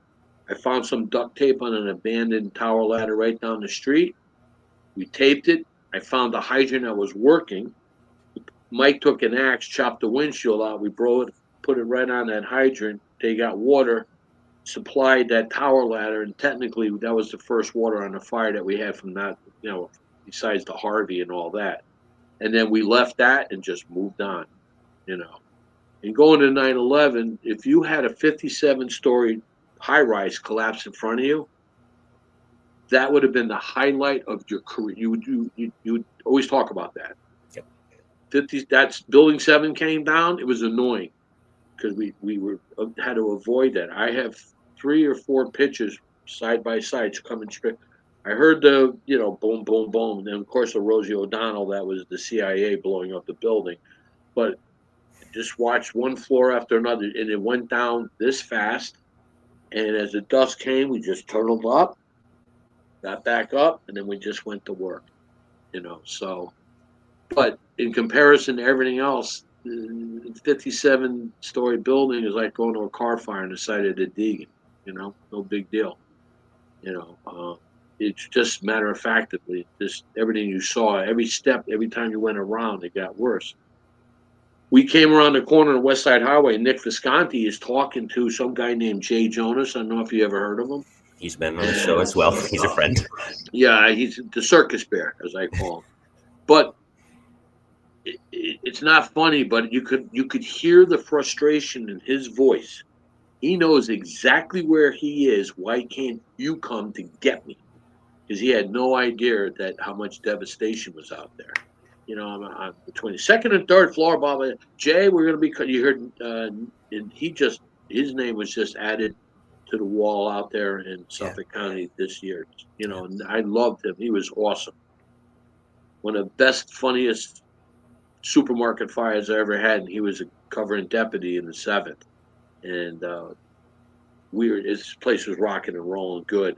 So I was in there with Rescue 3, Lieutenant Prin at the time. And the only thing we couldn't get was because the low budget patio furniture was down in there and I was burning because I really wanted to get some nice recliners and chairs, and we just had the 2.5 hitting it with 3. We're going down shopping the other aisles that were not on fire, and it was just fun. It was a great fire, and Nick Visconti goes, that building manager must have had a hard time closing the door because the smoke kept popping the door open. Because, he closed allegedly at 9, and 9:15, it was the second and third alarm going on. So tragedy in the North Bronx. But yeah, but it was a lot of fun. And Nick was great. But you just that day, and I'm looking at my guys. So again, Mr. Peepers, as I call him, and like I said, he was a busman. I don't know how he went to that headlight and knew that, but he did a couple things on the airline that was gone. Like I said, I always carry golf tees in my helmet for other reasons. So now I can say, putting a rig back in service with a golf tee, But he knew exactly what to do. We got that rig up. So again, and then we heard Al Fuentes transmit. I worked with him. He was covered in 112 for a while, and then he went in 2, and he was trapped in his car, and he was transmitting the Mayday, and I was just like, where? You have no idea. And with the towers down, you lost your compass. You could be in Queens and know exactly where you were if you were looking at the towers. At least I could. So I'm standing on something high, and I'm like, what the hell is this? And Anthony Grella goes, you're on the center divider of the West Side Highway. I go, no, I'm not. Then you start looking and down, and the walk plazas are down, the rescue's over there burning, and I'm starting to look at the financial center. I'm like, holy shit, we are on the West Side Highway. It was just, you just never, it was just completely lost and disorientated where you were, and I didn't live down there or anything. So, but when you had the towers up, that was like your magnetic north. You knew exactly where you were going. And the person that, what I think about as well, and my heart breaks for all of them, but the one that I think about when I hear Chief Jonas' story is Chief Prunty. Chief Richard Prunty had survived the original collapse, and he was trying to communicate the same thing. And unfortunately, he had very severe injuries upon the collapse. They were trying to tell him to hang on. After a while, he just went silent. They weren't able to get to him in time, and no fault of their own. I'm not blaming them. No fault of their own. But it was just because, again, he didn't know the extent, of course he wouldn't, the extent of the damage on the outside either. Jay Jonas is describing where his men are, including Lieutenant Cross, who's also been on this program. Right. But again, if Ray you're Murphy, they got a right. picture of Ray Murphy. He survived the first collapse, and they got him walking down the street like he's going to a fire, and the second collapse. That was Paul it. Keating. Yeah. Paul Keating from Ladder 5, same thing. He's kneeling with a mask on. He'd gotten spare gear from Ten House, went down, and the second collapse is what got him. But again, thanks for going into that. We just passed year 24. Next year it'll be a quarter century, which is, as you said, is very hard to believe. And I hate to say it was business as usual once the cleanup happened, because you're never going to be the same after something like that. But the FDNY tried to move forward. I remember talking about this with Battalion Chief Phil Parr, who headed up recruitment for a while, and it was amazing. A lot of people, even in spite of something like this, wanted to step up, wanted to come on the job. I think a class for the FDNY started literally October of 2001, a month after this. So a lot of guys to teach, a lot of guys. You have to remember, too, in addition to the 343 who died that day, it was also the wave of retirements that came in, too. So a lot of new blood came in around this time. When did things, because the job is never going to be the same, but when did things start to feel somewhat normal again for you? Depends on what house you were. We were very lucky in 62 and 32. Lucky to the point we lost Mike Lynch from 32, and he was on rotation to 35 and 40. And going to that, I didn't see the jumpers. The buildings came down, but there is a quick video. I forget, maybe it's Fox. There's this huge security guy, big black guy, holding the door open. John Ginley is his lieutenant. I came on the job with Bob, all five of them, Joe Sr., John, and Bob, and we were all in the same military unit at the same base, the fighting Ginleys. And Mike, it's got the roll-up on his shoulder, and he's got the nozzle. So he's got the nozzle, and there's just a real slow panning. You see Ginley and Mike Lynch look up, look down, like they're going in for a gas leak or a food on the stove. There was no terror or fear or anything. They're just going to go, yeah, we're going to work. That was it. So, I mean, that's just, it's guts. Yeah, it sucks, but this is what these guys were doing, and this is what there was no fear. I mean, we're going to go in and get this. Look at Patty Brown. Look at the guys that went in and never came out. It's, we have a list of who's who that day. Billy Burke. Yeah, Billy. Look at Mike. Look at Shore from 216. Mm-hmm. He's the first guy to die. He got hit by a jumper from Brooklyn. This job reached to every friggin' borough there was. It's not like we had a fifth alarm in Manhattan. We got lower Brooklyn companies or that. Every borough, every rescue, almost every squad, Hazmat. I mean, Hazmat in 88, 17 guys. And I don't talk too much to civilians. I don't really care. But the timing of the attack was perfect for the civilians. People are still coming in. We shift change at 9. All of a sudden you hear a fifth alarm come over. Everybody goes and turns it on. I'm not leaving. I'm not going to miss the biggest job of the world right now. So guys are riding heavy. I actually sort of had the privilege with, I can't remember the kid's name. He's the survivor of 22 Engine. He's alive today, little guy. Once everything started settling, they're letting the guys Navy go back to the field. They put this kid in City Island, so I'm doing a vacation. And no, I was doing overtime. And we just let him do whatever he wanted to do. And if he wanted to talk, he talked. If not, what he wanted for the meal. And doing BI over there is like doing Mardi Gras. You know, you walk the streets, park the rig, and, you know, we're doing that. And he just started talking. And he's alive today because the lieutenant on that rig, the boss, I'll say lieutenant, but the boss sent him back to the rig to get all the CFRD equipment. He didn't have a mask. He did not get all the first aid equipment. I know we're going to need this. So the kid went back. 22 went in. I don't even know which tower it was. And the entire company was lost with the exception of this kid. And Joe Graziano? You know what? I might be able to pick him out of a lineup, but I wouldn't be able, you know, his name. So we're talking. He goes, he's just started running, enveloped in dust. It was becoming very tough to breathe. He started getting the Wile E. Coyote stars and this and started to lose it. And just as when he was going to give up the ghost, he said a blue glove came out of the dust, pulled him down between two cars, and a guy gave him his face piece. And he said, I had to make myself puke to clear my airway out, started to breathe again. And I mean, that guy, whoever did that, that's like scuba diving or whatever else. You give your face piece, you never know if you ever get it back. He gave it back, and then, you know, it started to come to and it saved him. And his description was, you know, Lou, try to drink a bag of flour. That's what it was like in the street. I'm like, yeah, that's amazing. So, you know, and some guy, unknown fireman, saved them. And then when they could start moving again, they did. And he doesn't know at that time, he did not know who that guy was. You know, but that was on the other side, to give your face piece to somebody. That's King Kong intestinal fortitude. That guy has nuts as big as bowling balls to be able to do that, you know, and just rely on it. But I mean, there's a million stories of this. So many guys, you know, guys ran left, died. Guys who ran right out of the same area lived. There's no rhyme or reason. Right. You know, so. I mean, listen, look at Bill Spade from Rescue 5. Right. I mean, I'll never forget. And by the way, Mike Dragonetti says hi. He's in the chat. I'll never forget something.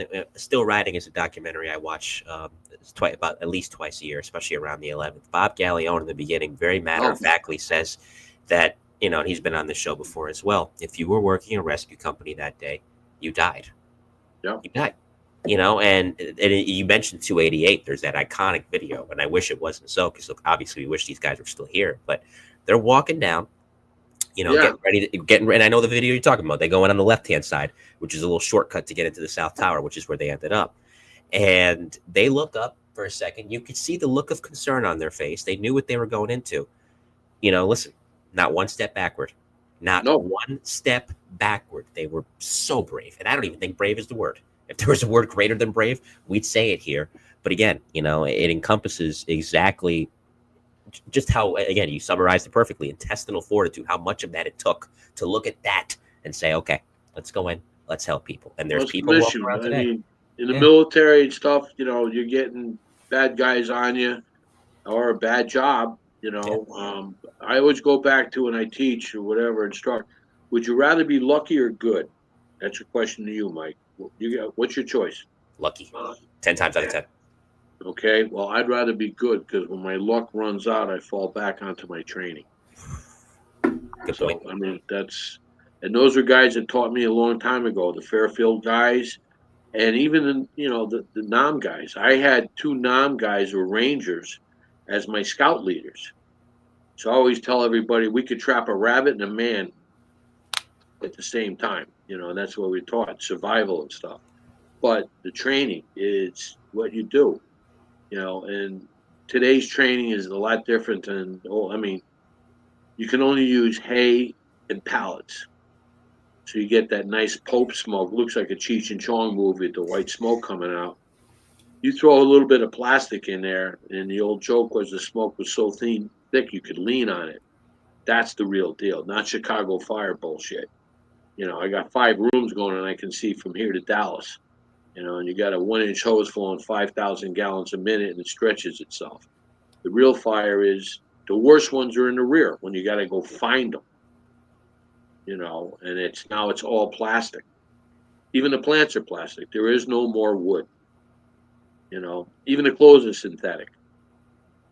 And now the smoke is for real. I don't call it smoke, I call it black floating gasoline. Because the amount of free carbon in there, all it needs is a little bit more air. And this thing's going to light off. The smoke's anywhere between 8 and 1,100 degrees. You can get burned from smoke. And normally, who gives the fire air? We do. You take that front door, that's a nice vertical opening, and that air is coming in and it lights off. My generation, do not ever put water on smoke because you're doing damage. Now you have to survive, because if you see rollover coming, it's done. It's flashover. Yeah. And these EV bikes, you're getting 12 to 22 seconds floor to ceiling flashover. Houdini ain't getting out of it. That's for damn sure. No, I mean, and I'm not trying to be funny when I say this. And by the way, I'm going to change. I'm not saying this sarcastically either. I'm going to change my philosophy. When you ask me the lucky than good question, I'm going to remember that, especially as I try to get on the job. You know what? You're right. I'd rather be good. So thank you for that teaching lesson. I genuinely appreciate it. The NXR, if you stick with the basics, you never have to go back to them. And I'm going to recall this conversation sometime down the road when I'm hopefully on the job somewhere. But this is the other part I was going to say, where I'm not saying this to be funny at all. I'm being dead serious, Lou. The hazmat guys right now, this is their warriors. This is their warriors. It's no comparison to the 64 to 78 and the fire load, but in terms of the volume of the amount of EV runs they're going on, the amount of EV fires they're handling. And it's not on the news because it's not on their agenda. They're averaging, I think it's 4 EVs a day. And that's that hydrogen fluoride stuff. I know I'm allergic to it. I don't want to even try it. The flammable gas and stuff, and now your gear's contaminated. And my worst case scenario would probably be a project fire, standpipe. You come in through the front door, the EV bike is plugged in right by the door, you push in, that thing starts to take off, and they're legalized IEDs with these batteries flying around. Now you're cut off from your only way to go out, and if one of those batteries lands on your line and bursts your length, you're having a really, really bad day. How are you going to get out? You just lost water. Or, as Emerald says, was take it up a notch. Let's go to Manhattan, put your car in an elevator, and put it 5 floors underground in a parking garage. By the time you dial 911, you're going to have 20 cars in that basement burning. So what's up with that? You can't get a fireboat down there. No. And and I remember when she was commissioner, one of the things she was trying to do was, Commissioner Kavanaugh, that is, go up and kind of get legislation on it. It's hard to legislate something like that because, for the most part, a lot of these electric bikes, some of which are legally purchased, most of which are not. So how do you even keep track? How do you even enforce it? It's a nightmare for the hazmat black market. And but don't forget, COVID put all this shit on the market. Yeah. Because food delivery, DoorDash, but those bikes are literally designed to drive around nice, smooth parking lots, not New York City potholes, cobblestones. You get to the job site, you drop the bike, you make a delivery, you get back on and go. And why am I only going to plug one bike in when I can plug 6 in with the 6-way extension cord made in China?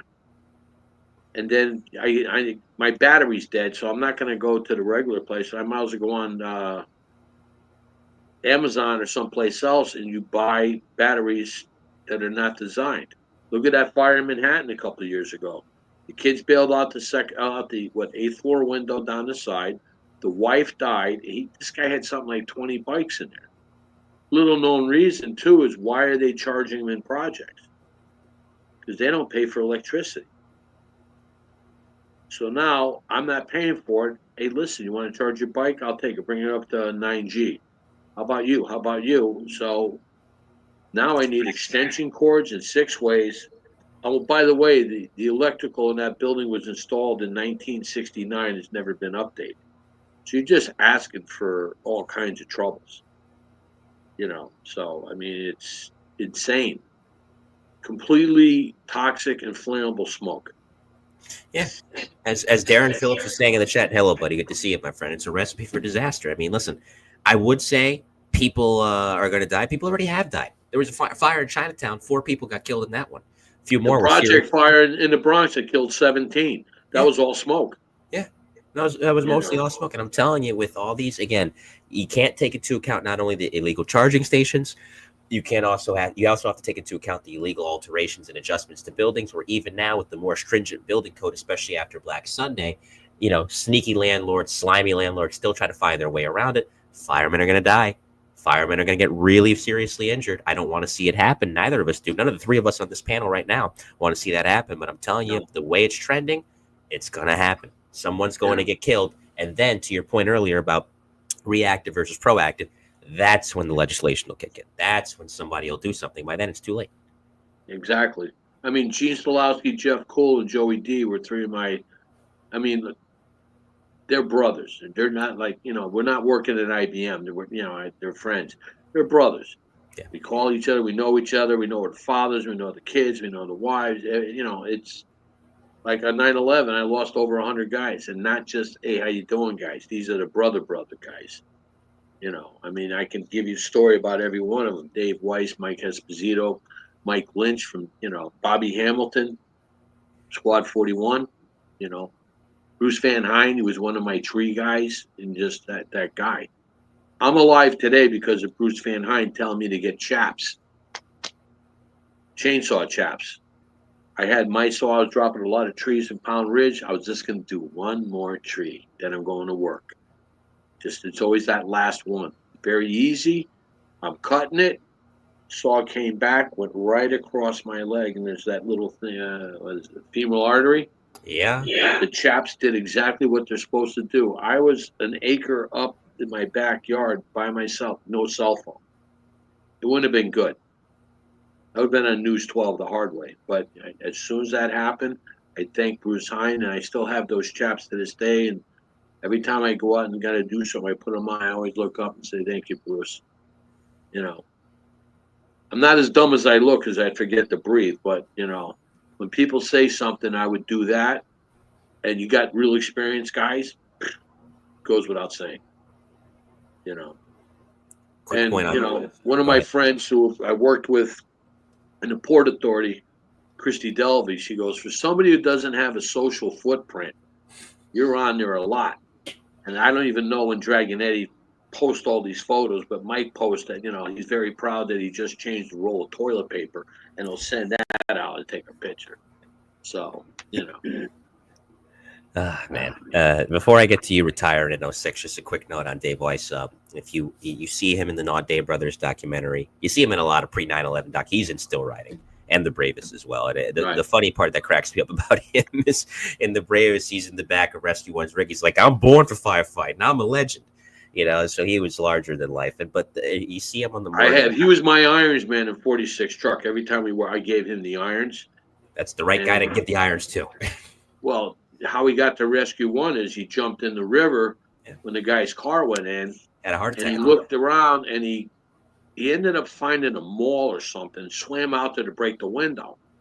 And I used to break his balls. Really? You couldn't find like a boat anchor or something to make it even real tough? You're looking for a metal that way? And then when he was in the hospital or something, his girlfriend was there. And the mayor comes in and stuff, and, what do you want to do? And she spied. Oh, he wants to go to Rescue One. And he's like, no.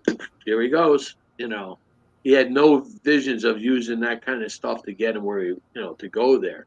But what a true knucklehead. I love that guy. And on that morning in 9/11 One Day in America, which is on YouTube in its entirety for those that want to watch it, you can hear him talking to one of the guys, asking, hey, do you have any elevators going up? And he's kind of going back and forth to one of the Trade Center employees around the 23-minute mark. Anything, freight, anything like that?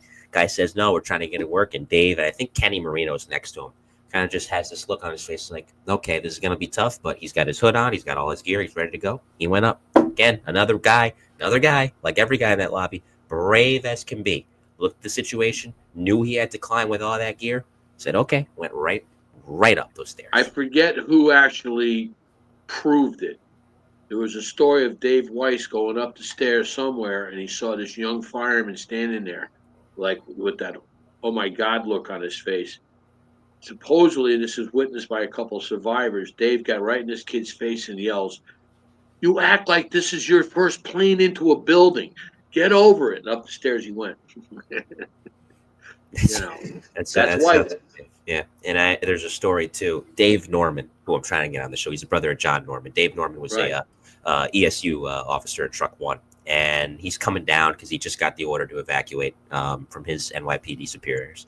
And he knew Dave, obviously, by virtue of his brother. His brother was a lieutenant in one for a long time. And they exchanged pleasantries. And Dave says, hey, to Dave Norman, to Dave Weiss, hey, we just got the evacuation order. We're heading down. It's like, oh, all right, I'll be right behind you. No worries. I just got to go up and help a couple more people. Kept going up the stairs. Going up the stairs. And that's just one of many stories from that morning. There's thousands. Thousands of them. Some of which we still don't know to this day. Some of which we'll probably never know. But, again, we got to continue to mention those guys. Moving ahead to 06, you decide to call it a career after 21 years. Hell of a run. Obviously, I'm sure you would just change 9/11. That's probably the only thing you would change. But a lot of good besides that day throughout those 21 years. Even without that, when did you start to think about it? Like, this has been fun, but I think I got to do something else. I actually thought about it in 06 because 05 my brother died. And then almost a year to the day, my mom woke up dead. So that was the second child she lost. So 2 deaths within a year. I just, looked around and said, hey, I would have stayed, but I just, it sucks being an adult. So I just, it does. The family, this and that, and a couple other things. And, he's 62. I mean, we ran our asses off, but we're going to fires, It was a blast. I think when I was there, we were just doing over 6,500 runs, maybe more, just a little bit. Now, I think last year they did something like 8,000 or something. It's insane, So, going back to the EMS thing, EMS stands for engine misses sleep, or every minute sucks. But, like I said, going back to the fact that we're trained now, a lot of our guys, Gene Solowski, one of them, Don Ubell, another one, it worked for us too. So you got to look at it that way. Yeah. And again, hell of a run. And as I say, to the point of redundancy on this program, to my PD and FD friends alike, even if you missed the job, you got to make the walk to the pension section. And there's so many guys and gals that unfortunately never got that chance. So the fact that you made that walk, God bless you. You're almost, next year will be 20 years that you're out. So, listen, keep collecting those pension checks, my friend. Don't threaten me with a good time. Yeah, absolutely. Yeah, absolutely. Great run, a lot of great memories. And again, except for that one day. I was surrounded by great guys, every company, 277, 112. Again, I would like to go back to that time and just go back there and it was so much fun. Some of the best cellar fires I ever had in my life were in that basement. So it was awesome, tough man contest and all that crazy shit, but it's what we did, and the cops were awesome. It was just a great time. The cops would watch our cars. We'd put Santa on a roof for them, even though our Santa kind of smelled funny sometimes from the, possible mouthwash he was using, which was red, white, and blue usually, and the 8-3 precinct was awesome. The 4-7 guys were great. 277, 112, 2-8 battalion was actually like being in the Bronx. We were not racing to cut each other off for a gas. It was, and if it's a job, if you're in the block, you got it. But we're not going to cut off 271, 218, 222. Everybody, the trucks were 124. What a gentleman truck. 112 going the other way. We had 111, and then we had Rescue 2 East get moved. 176. So that was a little different. But then you think of Vidge losing 2 kids. And he broke his arm. I think in December he fell when we were down there. He was down at the site. So another family. Timmy and Tommy Haskell, two brothers killed. I worked with both of them. So Angeline out of Rescue 1 and his son 4 and 54. So Pete and Tommy Lane. Yeah, absolutely. There's all kinds of combinations. I remember we were digging on the other side. We were up by Squad 1, and I saw Lee Iolepi, completely forgetting about his son that was there. And you can't fake that face. Look of horror and terror and worry and everything. I mean, Squad 1, somebody had wrote the BF4 in dust on the door. I mean, almost perfect. Mike Esposito, truly one of the funniest guys and smartest guys you always thinking of the job, was there. There's a backhoe excavator moving Squad 1 with a chain. I look over, it's Espo's brother from Rescue 5 removing his brother's truck. That was different, Yeah. And just did what you had to do, Yeah. It's like a combat unit. They killed our bosses. They killed our fucking chaplain. They killed everybody.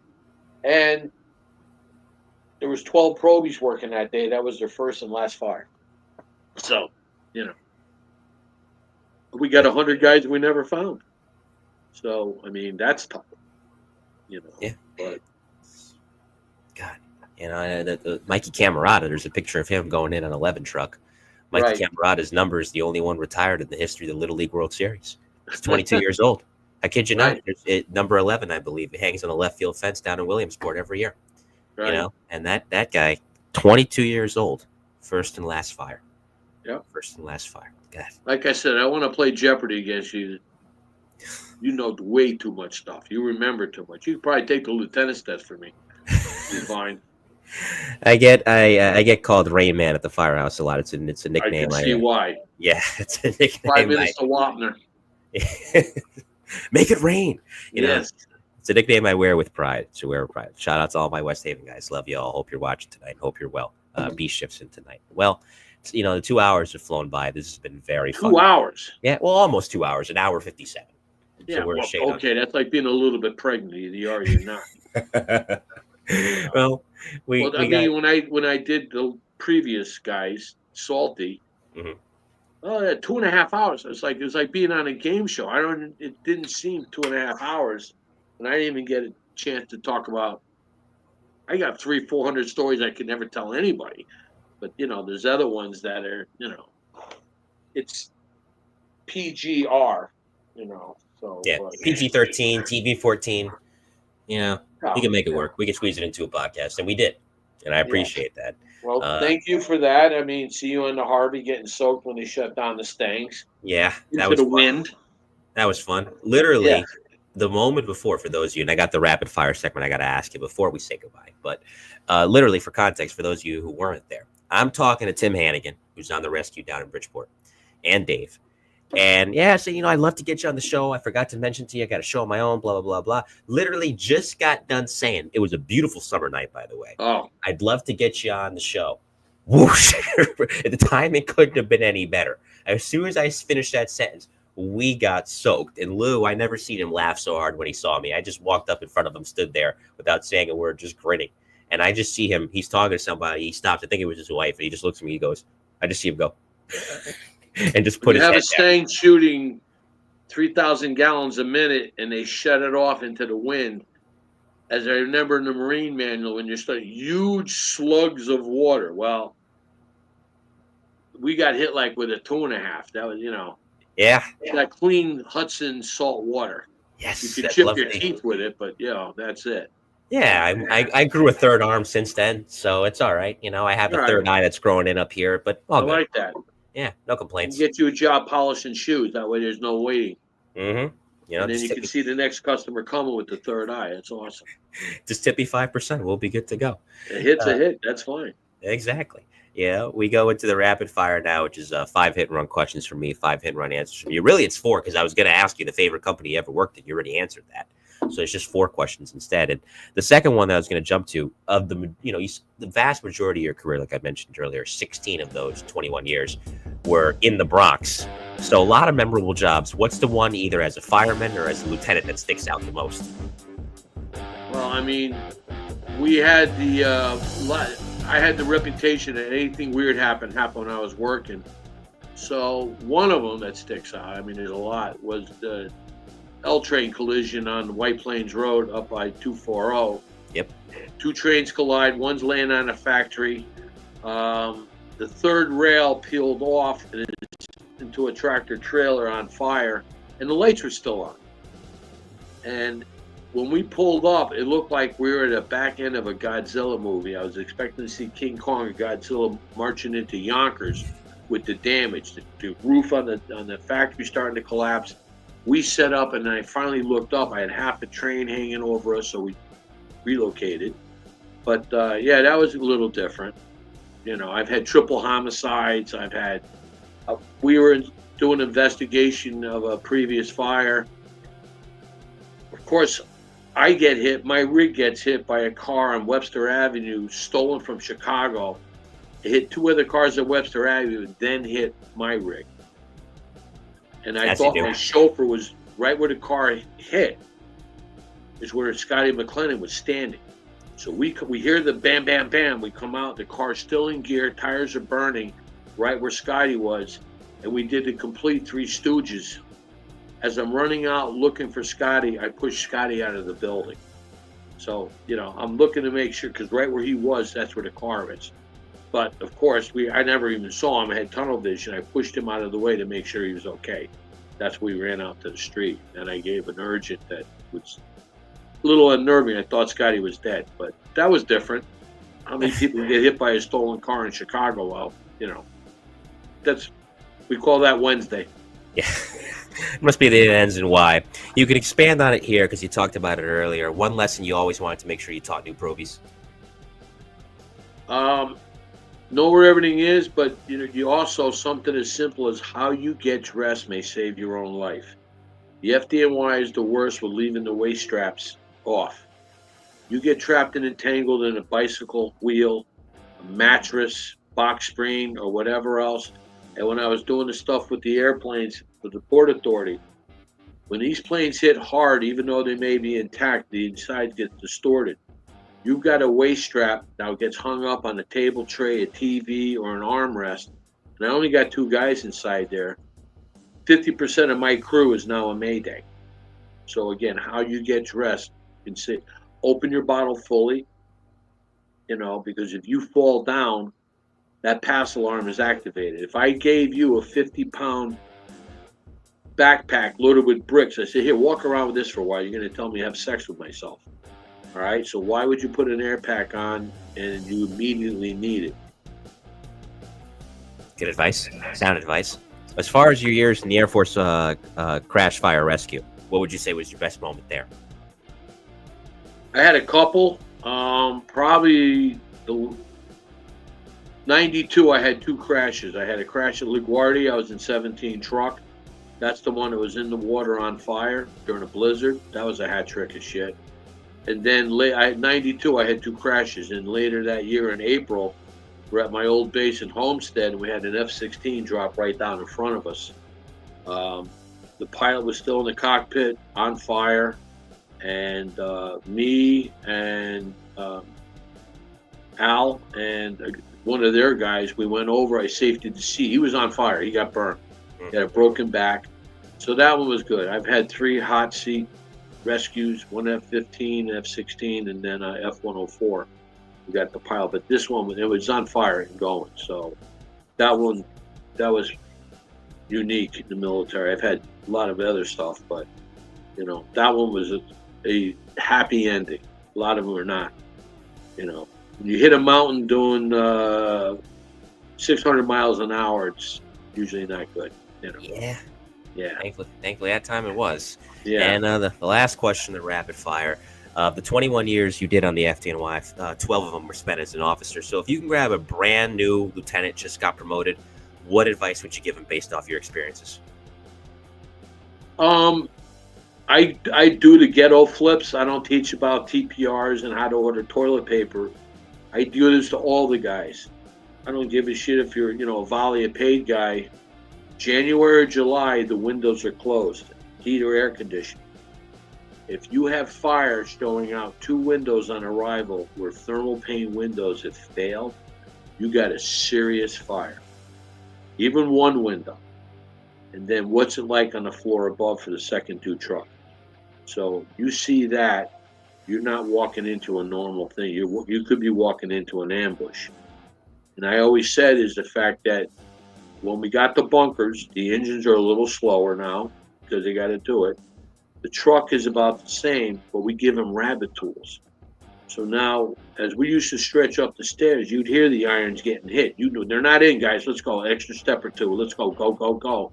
Now you hear boop, boop, boop, boop, boop, pop. These guys are too far, too fast, too deep. And by the time you feel heat, it's too late.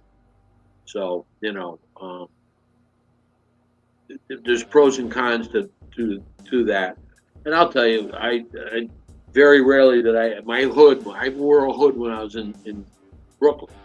One reason and one reason only. When I was in the truck, I pulled the ceiling and had about 1,000 cockroaches come out of the ceiling, land on me. Now they're my coat, they're here, they're down my sleeves, they went down the rubber boots and everything. So at least with the hood, it kept those little komasayamas out. So that was the whole purpose of wearing the hood, was to keep the roaches out and some of that sheetrock. And there was no asbestos in the vacants that we were in either. So. At least, you know, roaches, yes, asbestos, no. Fair trade-off. Yeah, I would say. Absolutely. So. Oh, boy. Ah, man, this was fantastic. Stick around. Did I pass? You did. You did just fine. You passed with flying colors, and thanks for the background music there, producer Victor, on the rapid fire. I'll say goodbye to the audience in a moment. Stick around. We'll talk off air. But before I say goodbye to them, if you have any shout-outs that you want to give, go right ahead. Well, I know Mike is very upset. DRM is Dragon Rescue Management. Yes. But a guy came up with it. DRM actually stands for doesn't require, Mike. Awesome. Mike, if you want to sponsor this show, by the way, we'll advertise it. Don't worry. Shameless plug. Yeah. So with getting salty, you know, these guys, they want, you know, sponsored. That's fine. You know. Yeah. But there's a ton of guys, you know, and we just buried Keith Winchell. We had a service for him on Saturday. He was one of my military guys, Highway 1 cop.